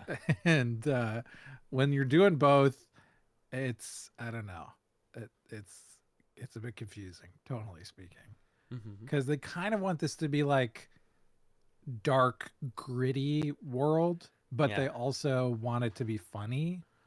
All the Worf and Garrick stuff is supposed to be funny, which is confusing because they are the ones bringing the lethal stakes to everybody else's plot. We're trying to defend Tarek Nor and make it like siege proof. But what they don't know is that the two Stooges are the guys who are trying to like kill them.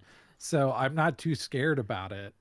And I think it undercuts it. It is a powerful moment when Jake witnesses his mother's death, essentially, and experiences the trauma that his father experienced almost beat for beat. Like, we're on a ship, it's under attack. Oh my God, she's dying. And he lives this horrible experience that his dad lives. And in some ways, I think comes to understand his dad better, or is a bit closer to him as a result of that, which is a kind of sad thing to think about. But it's completely undercut by the fact that like she was killed as a result of the actions of like leather daddy Worf and Garrick with like a chain around his neck like a dog. And I just don't know about that. I don't know. Martok, Mirror Worf, who's introduced in this episode, is Worf if he locked in and became a little bit more of a sicko, basically. And yeah, Mirror Garrick tied up with chains. Listen, he's already got bottom energy. It just solidifies it. Even in the other universes, he still is. Basically everyone in the Mirror universe is hotter and kinkier, and at the same time we're telling a story about grief. They call those two ideas clash really hard. This episode wants to be the Visitor so badly. It wants to be like, the Sisko family can't stop suffering and feeling pain, and I think that's beautiful. But it's in an episode that is otherwise like not. The A and B plots just clash hard. It makes me think like, this is what happens when you say like, I want more Mirror Universe. I want more Mirror Universe, and it's like, okay, you got it. What does that mean? What are they? We're using that for? Right. Yeah, there's diminishing returns going back to that, especially because the first episode that we came to the Mirror Universe, it was so extreme. It's like Kira's here, or no, did Kira go? She went in the second one, right? I think her focus is in the second one. Is O'Brien in the first one? Yeah, O'Brien and Bashir maybe are the two who go, something like that. So, but that first episode, it's like very campy, and there is a grimness and a darkness to it. But the characters who are there, it's not super consequential which characters are there necessarily, because we're just kind of checking out the Mirror Universe. But then they really have wanted to turn the Mirror Universe into the place where Sisko can do character development, which that's not really what it's for. Kira and Bashir are the ones who go in the Mirror Universe in crossover. Kira and Bashir, that's right. Oh yeah, because the whole thing is the intendant is like, oh, you're me and I want to fuck myself, and that's kind of fun. Okay, whoa. But it's like, it's so broad, and I think it worked a lot better when Kira was the center of it, because the point was like, oh, I could have been the bad guy. Like, under the right circumstances, I could be working with the Cardassians or conquering the Cardassians, and what does that make me feel? But Mirror Universe Sisko, he's just kind of like a pirate guy who ends up dying, and then Sisko has to pretend to be pirate guy. But there's not really like a characterful grounding element to Sisko's presence in the Mirror Universe necessarily, except now there's a Jennifer here, but then we don't really do much with that. So yeah, the episode is just kind of like, it does things and wants us to care about them, but I'm sort of like, I personally don't. Yeah. And like, Nana Visitor is very funny as like aggressively sexual alternate universe Kira Nerys. For sure. And that's still entertaining. but there's only so much episode. I don't know what that was. That was cool. But there's only so much episode that you can get out of doing that over and over again. So whatever. It's a low B for me. Yeah, I do think that Sirach Lofton and Avery Brooks really bring something special and beautiful to that final embrace. And it is nice. I always love having like a Benjamin and Jake Sisko episode. So that's what elevates it from being like not a C in my opinion. Okay. So that's Shattered Mirror. Then we got episode 421. Speaking of Jake. No. Oh, the Muse. Okay. Wow. This episode is a rich text. Sure. This is the obligatory Loxana Troy episode of the season. Okay, thumbs up so far. And the obligatory, there is a ghost who really wants to suck my sex out of me. Like the candle from TNG, that episode. Yes. It's kind of got that energy a little bit. Right? I mean, it's kind of got a bit of that juice to it. Sub Rosa. Yeah, the candle. Sub Rosa. Sheesh. Okay, we're now about down to middle. Okay, what else is happening? I mean,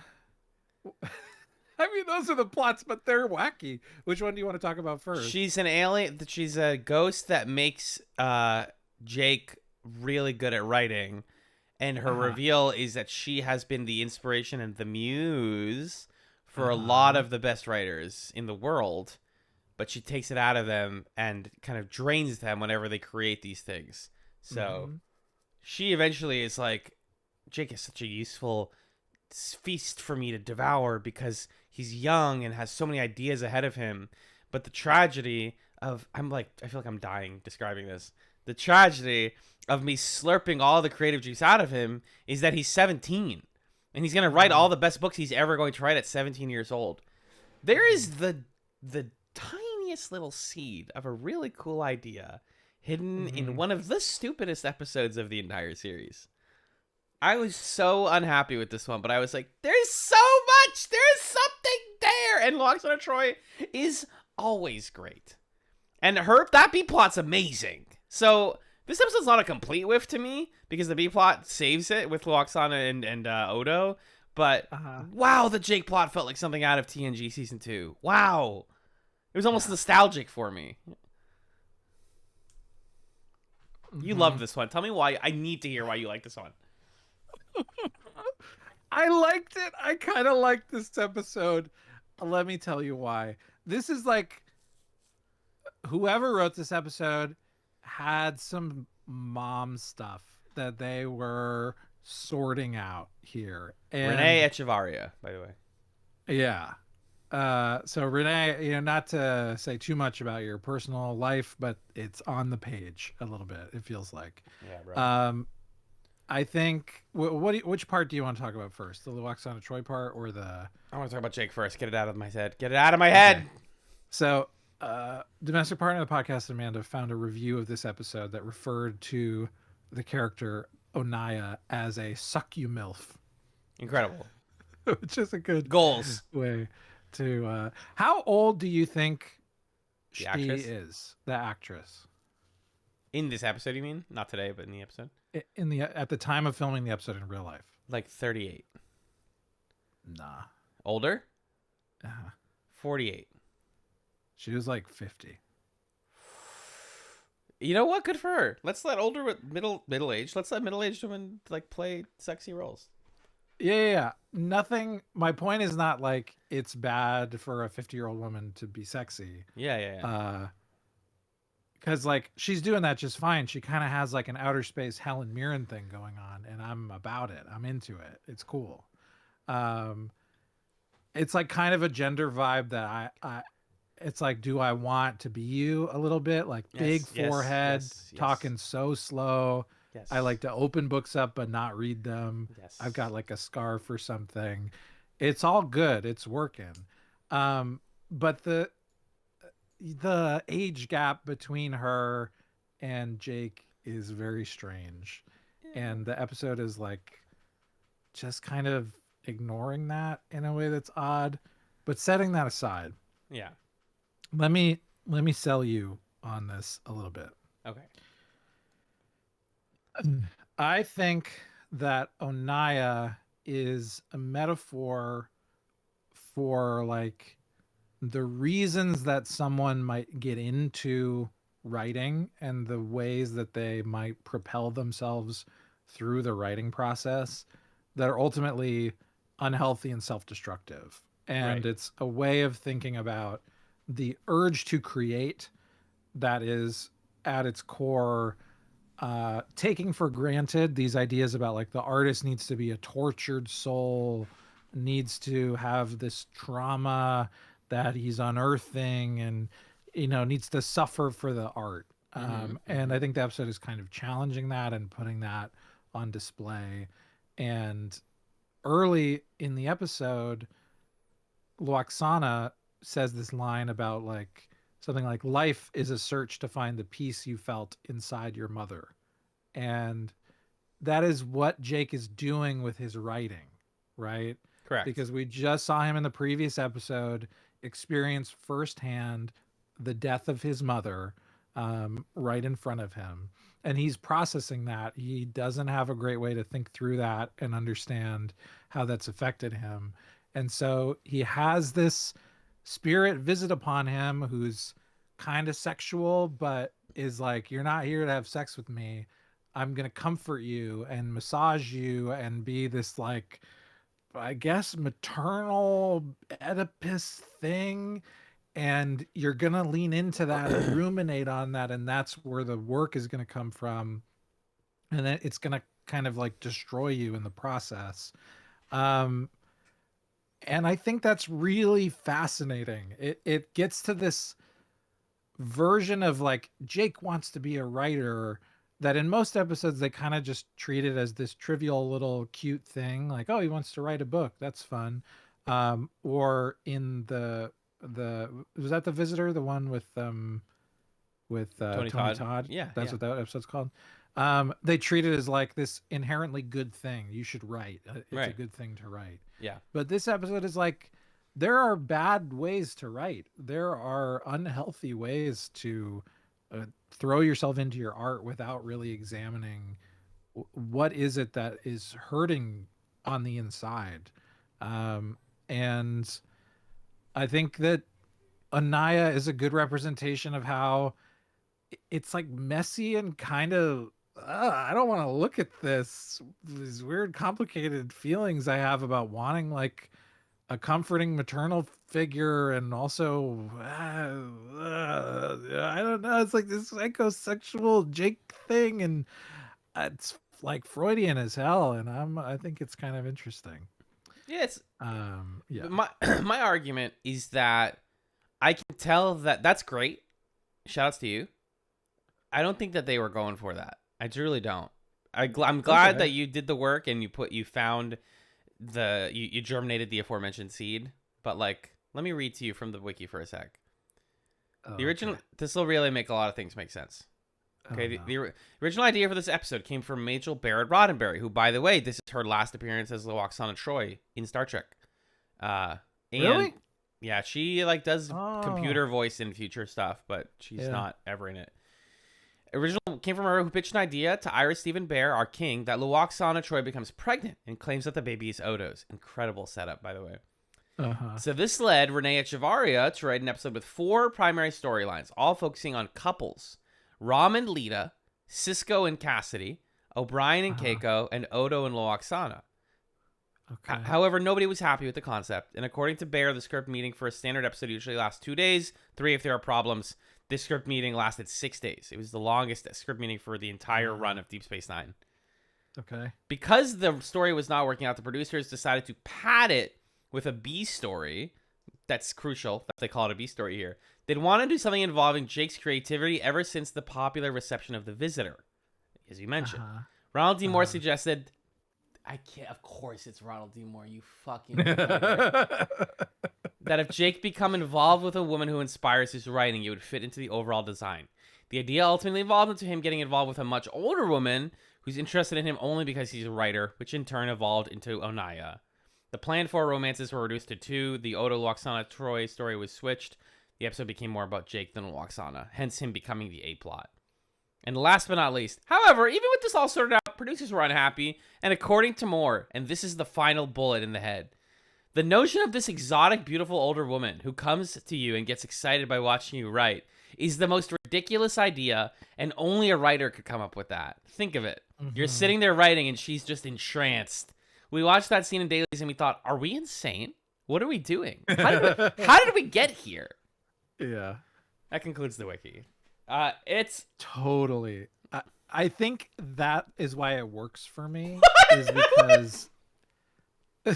because it like in some ways Jake is sort of summoning this figure or conjuring her, and like that is kind of the like what Ronald D. Moore is saying. Like only a writer would summon forth like this beautiful older woman like, spirit. Sunset Boulevard, like whatever 50-something-year-old woman who just wants to watch you type all day.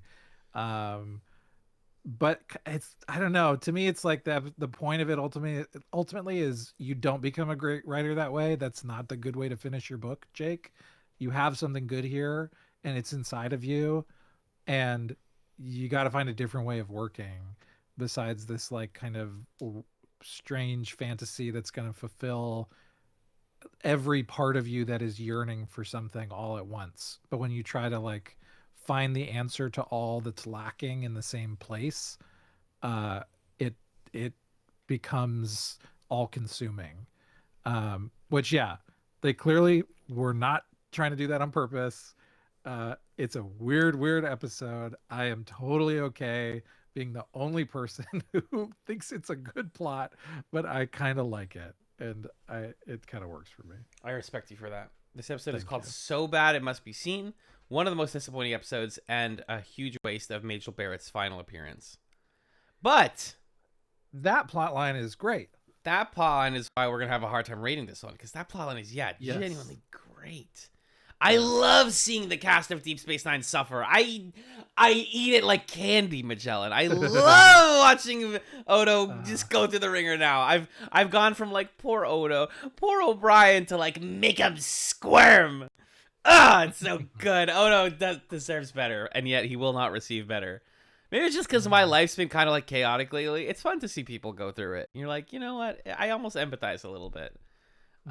Odo is so Loxana returns, and part of the reason she's there is she's pregnant. Whoa, kind of wild. It's this really controlling guy, and in her society, if it's a boy that you have, then men take care of the son. It's in that guy's society. Sorry, his society. Yeah, it's not hers. And if it's a girl, then the mom takes care of it. Thank you. Beta Soda's the name I was looking for. So she's like, I don't want him to have it. That doesn't seem fair. I want to raise my own child. The only way that I can annul this marriage is if I get married to someone else. Odo, you and I kind of have a thing going on. We're a little horny for each other. Do you want to like do a bit where it's funny that we pretend to be married to each other and pretend to be in love with each other, and you pretend to profess I'm doing air quotes for the audio listener, pretend to be in love with me and like do a big speech, and sweet, poor, beautiful, perfect Odo is like, probably. Why not? Let's find out what happens. You already know. This boy delivers the most fire, passionate speech. Turns to Loxana afterwards, and she says, "That was beautiful, Odo. I almost believed it." You just see him. You can watch Renee. Here. Just go, like kind of. He smiles, and we love talking about when Odo smiles. It's rare, but it's potent. Odo does this little like, because his heart is broken. It was real. He does want. He's like, can we just do this? And she's like, no, dude, I gotta go.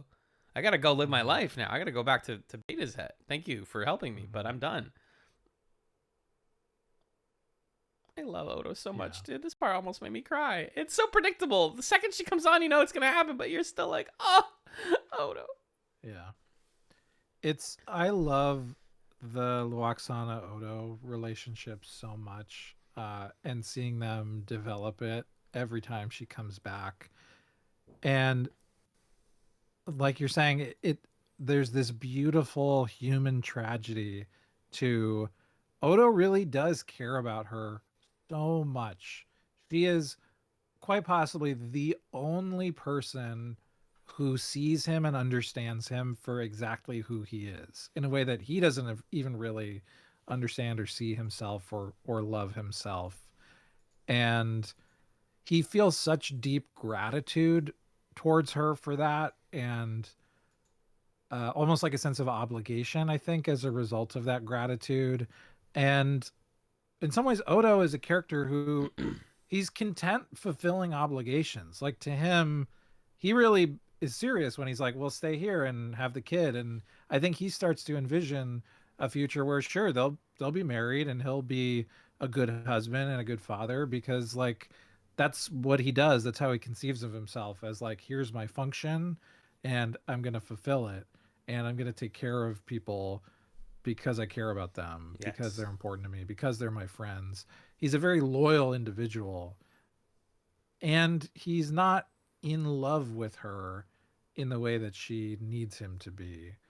Uh, and he knows that, and she knows that, and there's such like a yearning sadness to understanding like that she could give him so much, he could give her so much, but there is a fundamental difference in what they need or want from the relationship, and eventually that gap would turn it sour. Dower, yeah. And that's sad. It's like that's how some relationships end or don't even start, is like, I really care about you so much. This is not love. What do we do? Or it's like a certain kind of love. This is not romantic love, but this is like kind of a partnership love in a way. I don't know. And I really think it's a special, special plot. Just the fact that they have their marriage scene like halfway into the episode, and then you do like 15-20 minutes of Jake getting his brains gooped out, and you're like, are we gonna go back to Odo and Loxana? What did that plot just Yeah, it just end? ended. Yeah. And then we go back and they're just trying to figure out like, what are we to each other? I guess we need to say our goodbyes. And she's at the end, she says goodbye husband, he says goodbye wife, and you're like, oh my god. You think about the relationship that could have been, and listener, Magellan just in there it did bring a tear to my eye, because this plot unfortunately is like hitting close to home for me right now. So Mm. yeah, it's really tough, man. I think Odo deserves Odo. I think Odo really deserves somebody who loves him and Mm. can love him the way he deserves to be loved, not just I found an opportunity to put my love into somebody else to cure my loneliness, because the boy's profoundly lonely, right? That's what's going on here. Right. And to try and fix your loneliness by falling for somebody who can't fully love you back is like so relatable and so fucking heartbreaking. Yeah. And I mean, and that's Loaxana's position here, right? Is she loves him so much, and it's like, oh, I could be content with somebody who's good to me. And I think what Odo deserves is he deserves to love.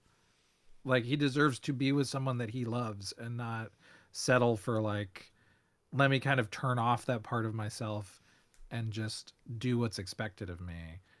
And it's so beautiful and sad that they care about each other so deeply, and they both know that in some ways being together would mean like lowering their expectations of what they believe they deserve, even though both of them are so kind and good and care about each other. They would be giving something up by being together, and it's an amazing plot that is in the middle of a dumb episode. Like, how do you rate this fucking episode? Because that is like an S tier plot in the middle of like, Magellan really likes this wacky thing, but it's so bad it's good. Like, I don't know. I don't know what you do with that. I'm sobbing, bro. What is happening? What is happening 2 hours into the Deep Space Nine podcast? I mean, what's happening is life is happening, but there's just a special magic that walks on a Troy and Odo together. Like, I don't know how they he found that and turns into figured a that blanket out. for her. Oh my god, I forgot about that. Yeah, he turns his hands into a pillow and a blanket. And that's that's the perfect metaphor for it, right? Is like, in some ways he's caring for her and being so tender, but in some ways he's quite literally sacrificing an aspect of his personhood to give her security and comfort. So it's like an amazing thing, and also he's like transforming and sacrificing pieces of who he is to make this feel good. That moment is really wonderful. All right, I'll talk about the episode in therapy next month. It's fine. When one of our roommates saw that moment, she said, "Oh, I didn't realize that was an option." To turn into a blanket. Your roommate's very funny. Yeah, this episode's impossible to rate. I'm gonna go ahead and give it so bad it's good. Or bad but actually good, I guess. Bad but actually good. Yeah, that's more accurate. I think that is the only category that could contain correct multitudes of them. Such a genuinely bad A plot with such a genuinely perfect B plot. How do these both exist in the same episode? I don't understand. But it's they do. A pretty good A plot. It's actually a pretty good. Yeah. Bad but actually good is what it is. Bad but actually good. Mm-hmm. All right, I'll stop crying. I'm ready. I'm locked back in. All right. Episode 22, For the Cause. So this is the Cisco. We're getting you mucked up, brother. We're throwing some mud on you, Benjamin Sisko. Once again, season 4 is all about putting people in impossible situations that they're forced to grow through. Yeah. Let's do it again. This time Cassidy Yates is on trial. Yeah. This is such a smart opening scene here. The two of them are in bed together. This is the entire episode, this scene. She's getting out of bed. She's like, I gotta go do something. He's like, no, come back to bed. Let's make out.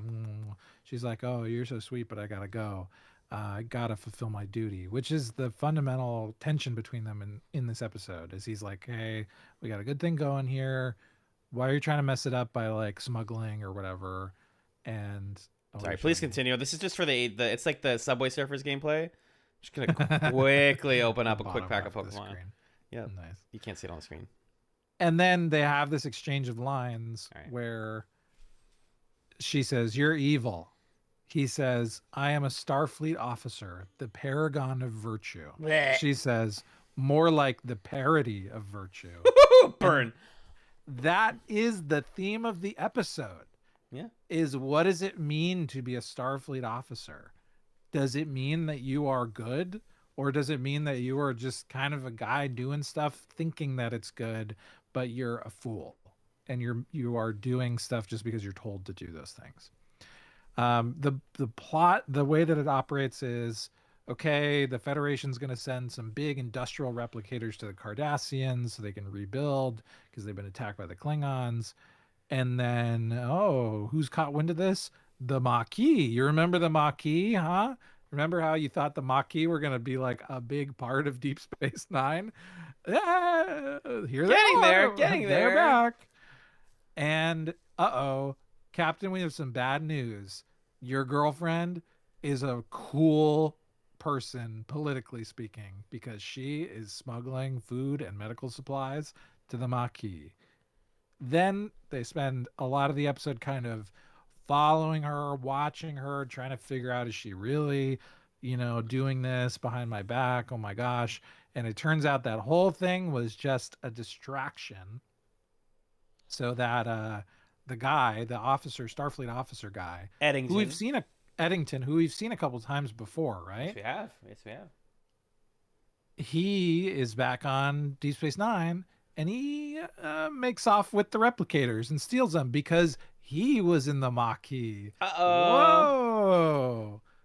And then on the side, Zial and not Gul Dukat and Garrick, thank you. Start to develop a friendship, and that's kind of interesting. This episode's incredible, dude. Everything fires off here.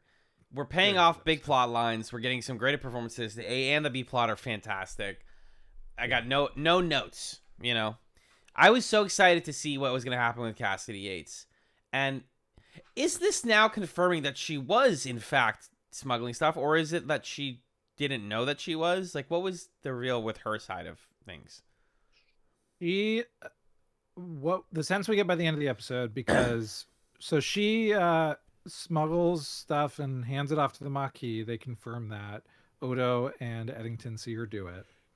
And there's also this circumstantial evidence of every time she takes this particular route, she takes a little bit longer than she should.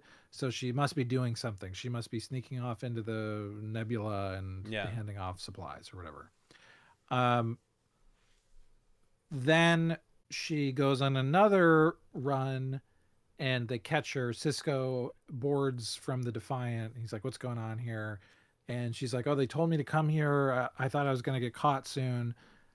And the vibe I get from that is that she is not a card-carrying member of the Maquis per se. She just does work for them. Or she just does work for them. She believes in their cause. Yeah. She's not smuggling like weapons. She's smuggling food and medical supplies because she thinks it's important. But she isn't privy to like their plans. So they play her. Like, I don't think that she knew that she was leading, that she was a diversion. I don't think she knew that was happening. So I think that gets tricked. Yeah, correct. And then she puts herself in the brig. She's like, I'd rather stay on Deep Space Nine and like still be, you know, near Cisco, but like I'm voluntarily going to the brig for this. I've been caught. I think this is a way cooler reveal than something as simple as she was. You know, we had these theories last season of like, or whenever she was introduced, like, oh my god, is she gonna be like a spy, or is she like tricking Jake, or is Jake tricking someone? Jake could still be a sympathizer of the Maquis. We don't know about that yet, but she wasn't necessarily brought on to do this smuggling stuff. It just happened. It seemed like it was just a job that worked out for a cause that she supported. So we put that aside, and like that's all great and good. I love Cisco being like, you know, do to your love. The Eddington stuff blew me away in this one. That final speech where Eddington dresses down Captain Cisco, and it's like, the Federation are the bad guys. The Maquis have been saying this since the Next Generation. We're right. You guys are evil. You're bad people. Is what I've been wanting from the Maquis plot since they were introduced. What if somebody finally acknowledged that the Federation are the colonizers, that they are the villains of the show? And it's all there. Yeah. And Cisco just kind of has to be there with his doinkus in his hands like, you're not, nothing you're saying is wrong. The line that absolutely floored me from Eddington was like, well, the Borg are better because you know you're being assimilated. You guys assimilate people and they don't even know it's happening. Yep. Ooh, ice cold. Especially considering the symbolism of the Borg as this sort of like Eastern world influence of like, oh, they all are, you know, part of a hive mind. They're a collective, and that's evil in a way. It's like actually the way that the West handles collectivism is its own form of evil and its own kind of colonial project. It's like, oh, we just scoop everyone up and they all become part of us. One big happy family that follow all the same rules and wear the same outfits. That's probably fine. Yeah. I thought that was brilliant. I was like, again, just like the Union episode, I'm like, this is what I wanted. I'm blown away that they got to write something like this. So, and I just again love that Cisco he's still torn. He doesn't come out of this like, well, that guy was evil. He's like, shit, I got to think about this. Yeah. I love Eddington in this episode for the same reasons that you're describing. You do not see it coming because I checked. This is like the 7th episode of Deep Space Nine that he's been in. That's terrifying. Right. And, you know, it's so fascinating because we're also doing this in the midst of there's changeling stuff. Anybody could be a changeling. You don't leave this episode wondering, oh my God, is he a changeling? You're like, no, this is the real guy who genuinely worked his way up through the ranks of Starfleet, and then something broke him, and he decided, after having made it to that high station, I am on the wrong side. and I am now going to use my power and influence to fight this from the inside, essentially. And the way that Kenneth Marshall, who plays Eddington, the way that he adjusts his performance between when he's just like Eddington being Starfleet guy versus this monologue where he's like snarling at Cisco and he can barely contain his gesticulations. I love the way that he just turns the dial up on the passion and the emotion there. And then I watched this episode twice because I watched it myself and then rewatched it with Amanda. And watching it the second time, getting to the scene where O'Brien's asking everybody, like, what do y'all think of the Maquis? And Eddington is like, I don't have an opinion on the Maquis. I just do what I'm told by Starfleet. If they tell me to chase them, I chase them. If they tell me to work with them, I work with them. I don't have opinions of my own because that would just be an indulgence. Right. And seeing the way that he performs that when you know that he's in the Maquis and he's kind of doing it with this like, fuck Starfleet. It would be an indulgence. Like he's mocking the concept of being the Starfleet officer, the paragon of virtue. And he is being the parody of virtue. He's like saying something that no Starfleet officer would say. They wouldn't say it's an indulgence to have opinions. Of course. But he's saying it because he's making fun of Starfleet. And I think that's so fucking interesting. He has practiced this conversation for years now, if not months, whatever. And it's been bottled up and it bursts out of him. And I think, reading thoughts and like reviews from the time and from today about this episode, a lot of people are like, well, he's not wrong. But the thing that's also that the show is going to take its stance on is like, and the Maquis are not exactly better. Unfortunately, that's like where I my biggest worry is like the show's gonna be like, oh, well, they're also very violent and their plan is not necessarily better, and that's where the show's gonna it maybe let us down. We'll see, but I think in this episode, for the context of him specifically, he's unleashed here, and it's awesome. Yeah. It feels like somebody who's been buttoned up, someone who's been in the background but saying yes, Captain, and I'll go with Worf and let's investigate, Captain, is now suddenly like, this is all so fucking stupid. Yeah. You guys all believe the same stupid lie, and I've been doing it too, and I hate it. Oh, it's delicious. Yeah. And I think he does a good job of putting a fine point on some astropolitical shifts that have been happening in the background, where now the Cardassians have been attacked by the Klingons. They've been seriously weakened. And so the Federation's like, oh, sure, we'll give you replicators and things like that. And Kira makes a point, like, you only gave Bajor one of those replicators. And he's like, well, they got more planets, whatever. But he makes the point to Cisco at the end, like, there's no thought on the Federation's part of, like, what they want out of the Cardassians, how they want Cardassian society to look different. Mm-hmm. There's not really, like, a political project here, per se, or, like, genuine beliefs. They just expect everybody should want to be part of the Federation, and anybody who wants to, that's a good thing. But like the Cardassians were doing some bad stuff and being not cool guys, and you let them in. Right. It doesn't feel smart to uncritically rebuild their infrastructure so that they could become a military power again. That doesn't feel like a good idea. So maybe the Maquis methods are going to prove to be more violent than we're comfortable with. But he's being really clear-eyed about, like, what are we doing here? Like, the Cardassians were not doing good things before. And sure, it's bad they're getting attacked by the Klingons, but, like, what's the plan? Mm-hmm. So I think that's really an interesting commentary as well. I think that's also why the B plot works for me so well, is it even ties into all of that. It's like, well, what does healing look like for within Cardassian culture? Like, what do these Cardassians who we other so much and say now the Maquis are saying, like, well, they're bad too. What do they want? And it's like, they are so afraid of each other that they cannot have a simple conversation without assuming that it's either predatory in nature, grooming, or duplicitous. There's something about it has to be wrong. Garrick can't trust Zial. Zial can't fully trust Garrick. But at the end of the day, they both do just want to be nice to each other and be friends because they are the only two Cardassians on Deep Space Nine. The only two. Yeah, he is the sworn enemy of her dad. Yeah, she's, mixed race, and her background is really complicated. Yeah, Garrick has complicated relationships with Cardassia.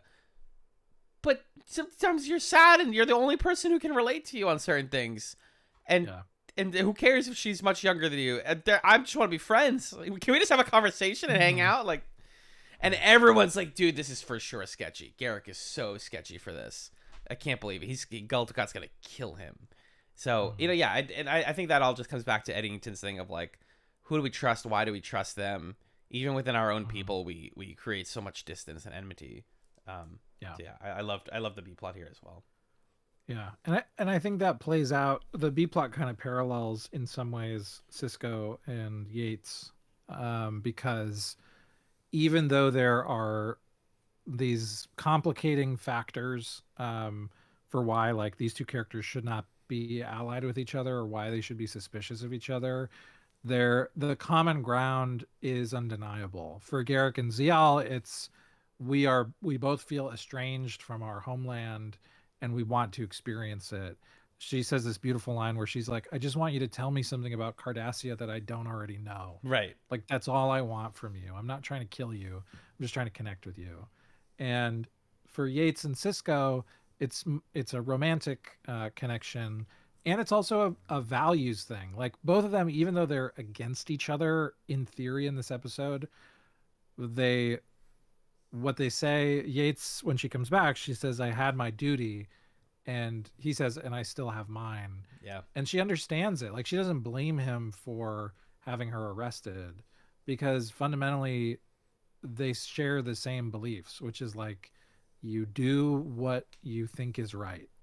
And even though you're against me in this particular conflict, I know your heart.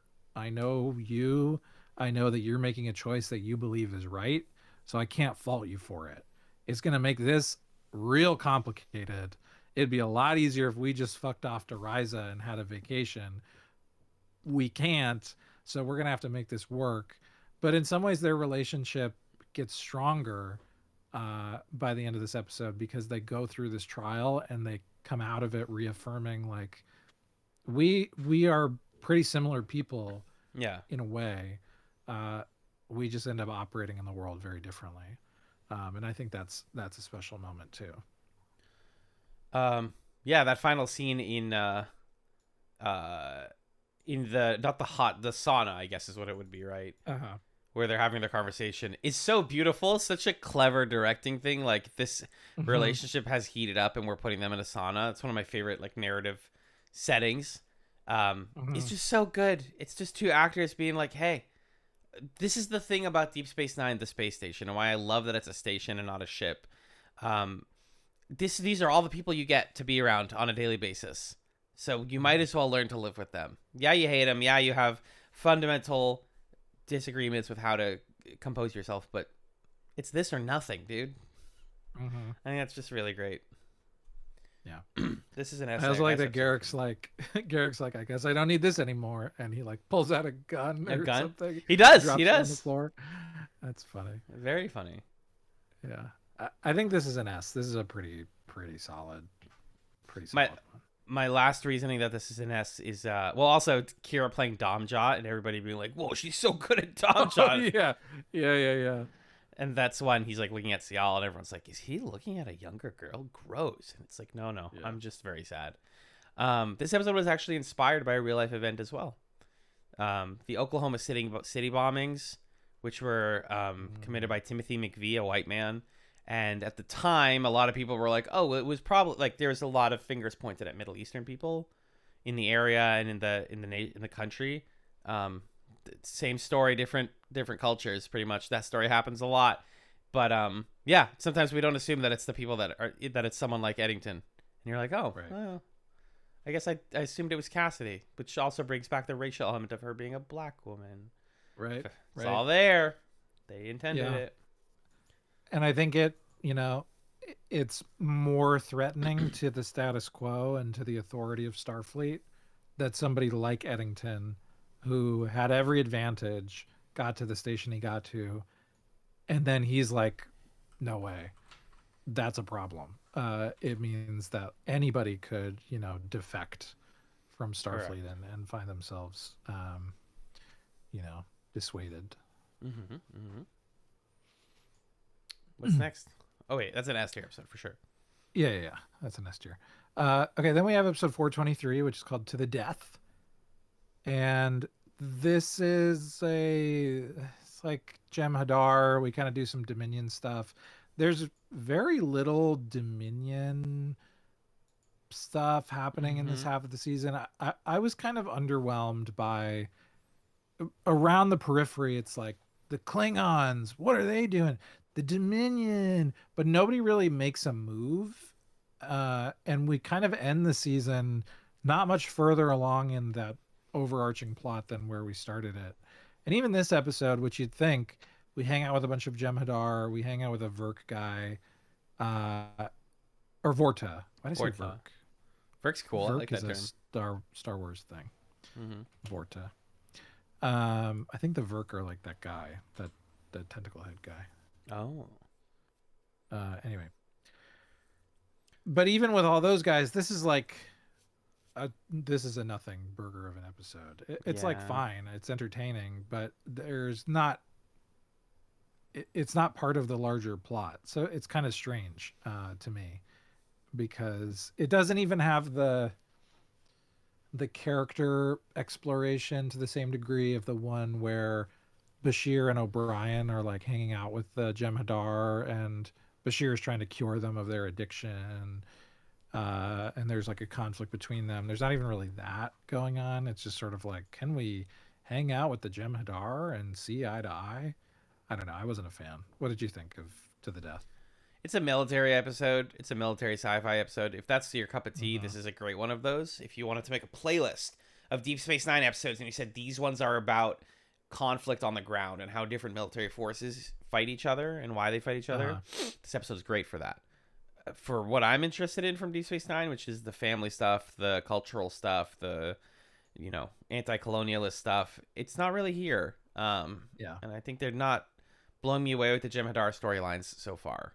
I think Weyoun, this new character, this Vorta guy, was fun. I like seeing what is a different guy here who's very much pro Dominion. Like, what is he? What's his perspective?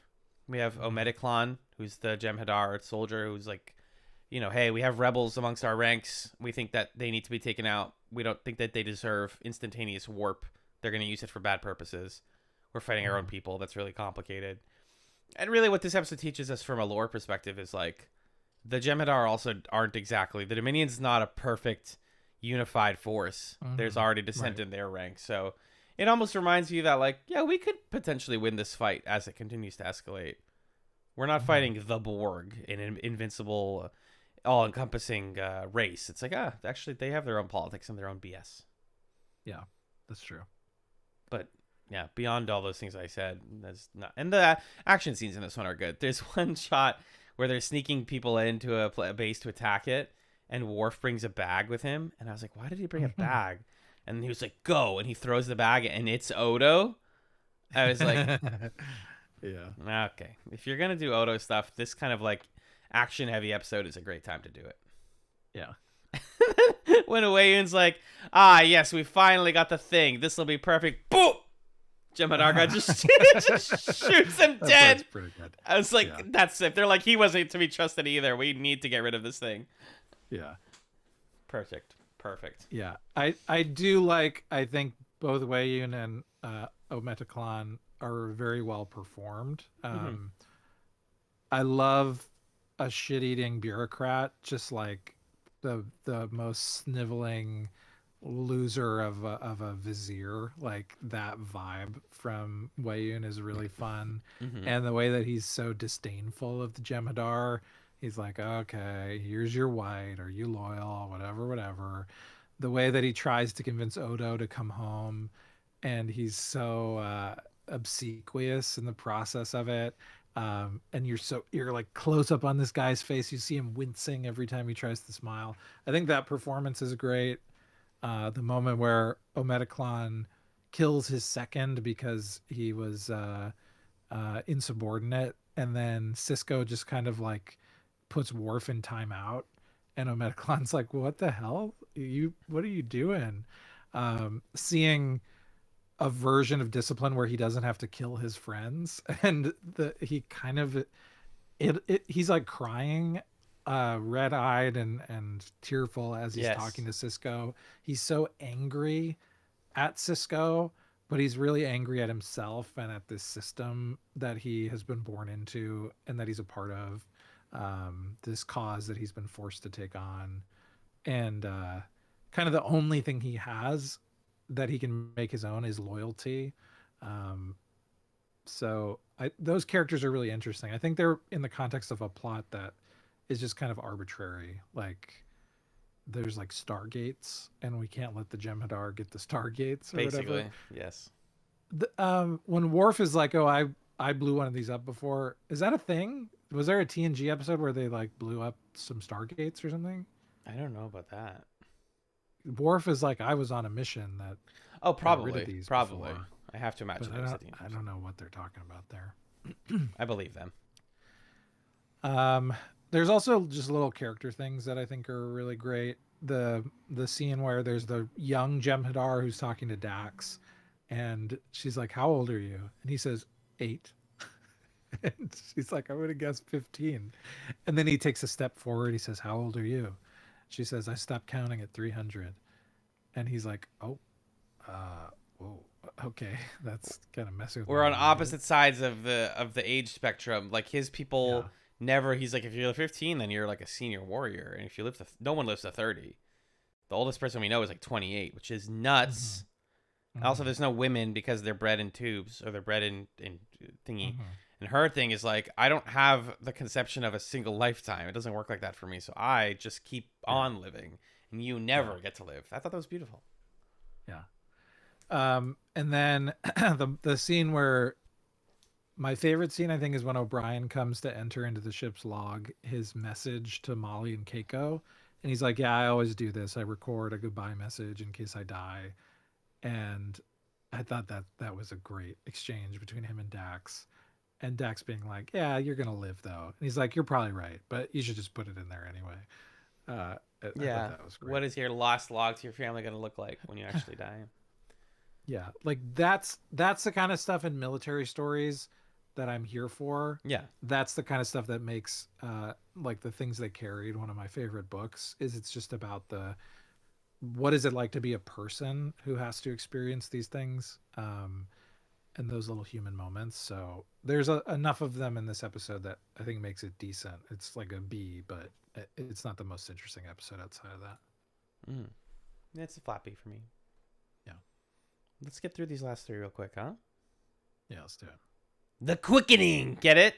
Real quickening. 424, The Quickening. So this one's kind of how to describe it? It's a pretty straightforward premise. Bashir and Dax, I think, Bashir, Kira, and Dax travel to a planet that has been attacked by the Jem'Hadar, and they made an example of these people for resisting the Dominion by putting an incurable disease in their water called the blight or something.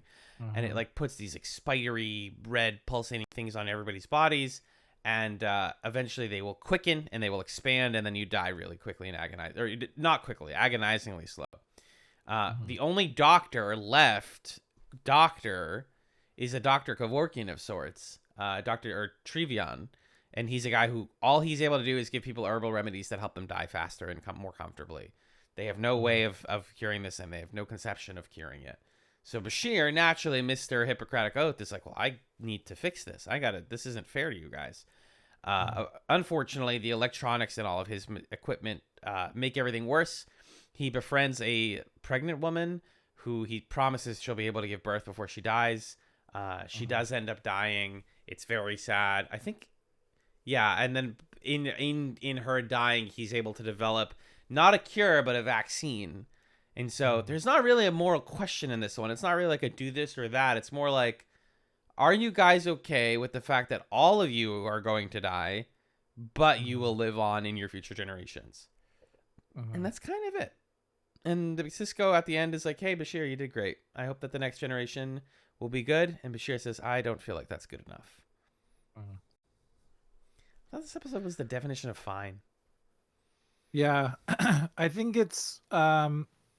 we've gotten a few now of these Bashir episodes that are sort of like, he really thinks he's so great and let's knock him down a peg. Yeah. And to me, this is one of the better one of those, but it's sort of like we've tread this ground with his character. Yes, that's a good point. Which is what makes it feel... It makes sense that it's in the episode 24 spot, because I feel like that's a place where you put like a bit of a weaker episode. But I do really like the general structure. It's like an odd pacing that kind of puts the end of a normal episode in the middle of the episode and then makes you watch more of the story. Because Bashir tries to inoculate everybody, tries to cure the blight. He thinks he can do it, and then he doesn't. He ends up like creating the quickening and accelerating the disease. A bunch of people end up dying as a result of him meddling and overpromising what he can do. And then he has this really great conversation with Dax where he's like, I thought I was so great. I thought that I could, it was the height of arrogance to think that I could cure this disease. And Dax is like, yeah, it's also the height of arrogance to think that like, just because you failed right now means that you can't possibly find a cure. Like, that's even more arrogant in some ways to think that your one failure means that it's impossible to succeed. And he's like, shit. Okay. Well, I guess I'll just kind of stick around and do the harder thing of caring for just this one person for months and accidentally find my way into helping this society in a way that I didn't think about or didn't expect. And that like feels like it's not enough to me because I wanted to save everybody. But in the end, this is huge. Like, he's the Jonas Salk of this planet. Like, he has saved uncountable future generations. So it's an interesting character study of him and like the standards he has for himself and his ambitions and his ego. I think it's like you're saying, it's pretty across the plate. It doesn't say anything new, and it doesn't say anything too complicated about that, but it's I think a fine entry in that theme. In studying Bashir as a character. And it's very dark. Some people call it one of the scariest episodes of Star Trek. I think it depends on how you define scary. The idea of an incurable disease that is made worse the more you try to cure it is like it's pretty haunting. Yeah, totally. And it's like you said, it's like polio. It's historically relevant. It's like polio. It's like many diseases that people died or spent their entire lives trying to cure. And just like Luthen from Andor season 1, season 2 coming in April, baby. We're going to watch it. Says sometimes it's not about the people you know. You're going to be saving people that you're never going to meet. Yeah. And you just have to accept that. That's part of building a movement. That's part of being a doctor. You might never see the results of your labor, but you will make a difference, and you will not live to see it. It's all there. Yeah. I think it's a high B. I agree. Okay, welcome back to the Coen Brothers, everybody. It's time for 425 body parts.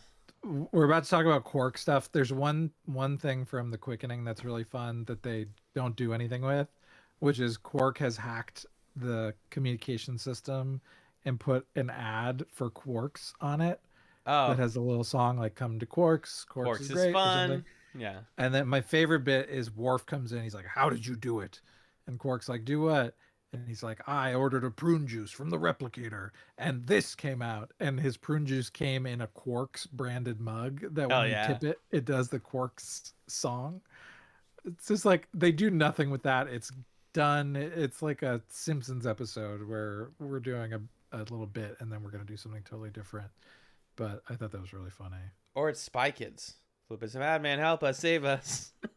It's very then we get to 425 body parts. And Okay. this is a Quark episode. This is kind of the only Quark episode of this half of the season. Mm-hmm. Um, essentially, Rom and Quark are chilling and chatting, and Quark blurts out, "I'm dying."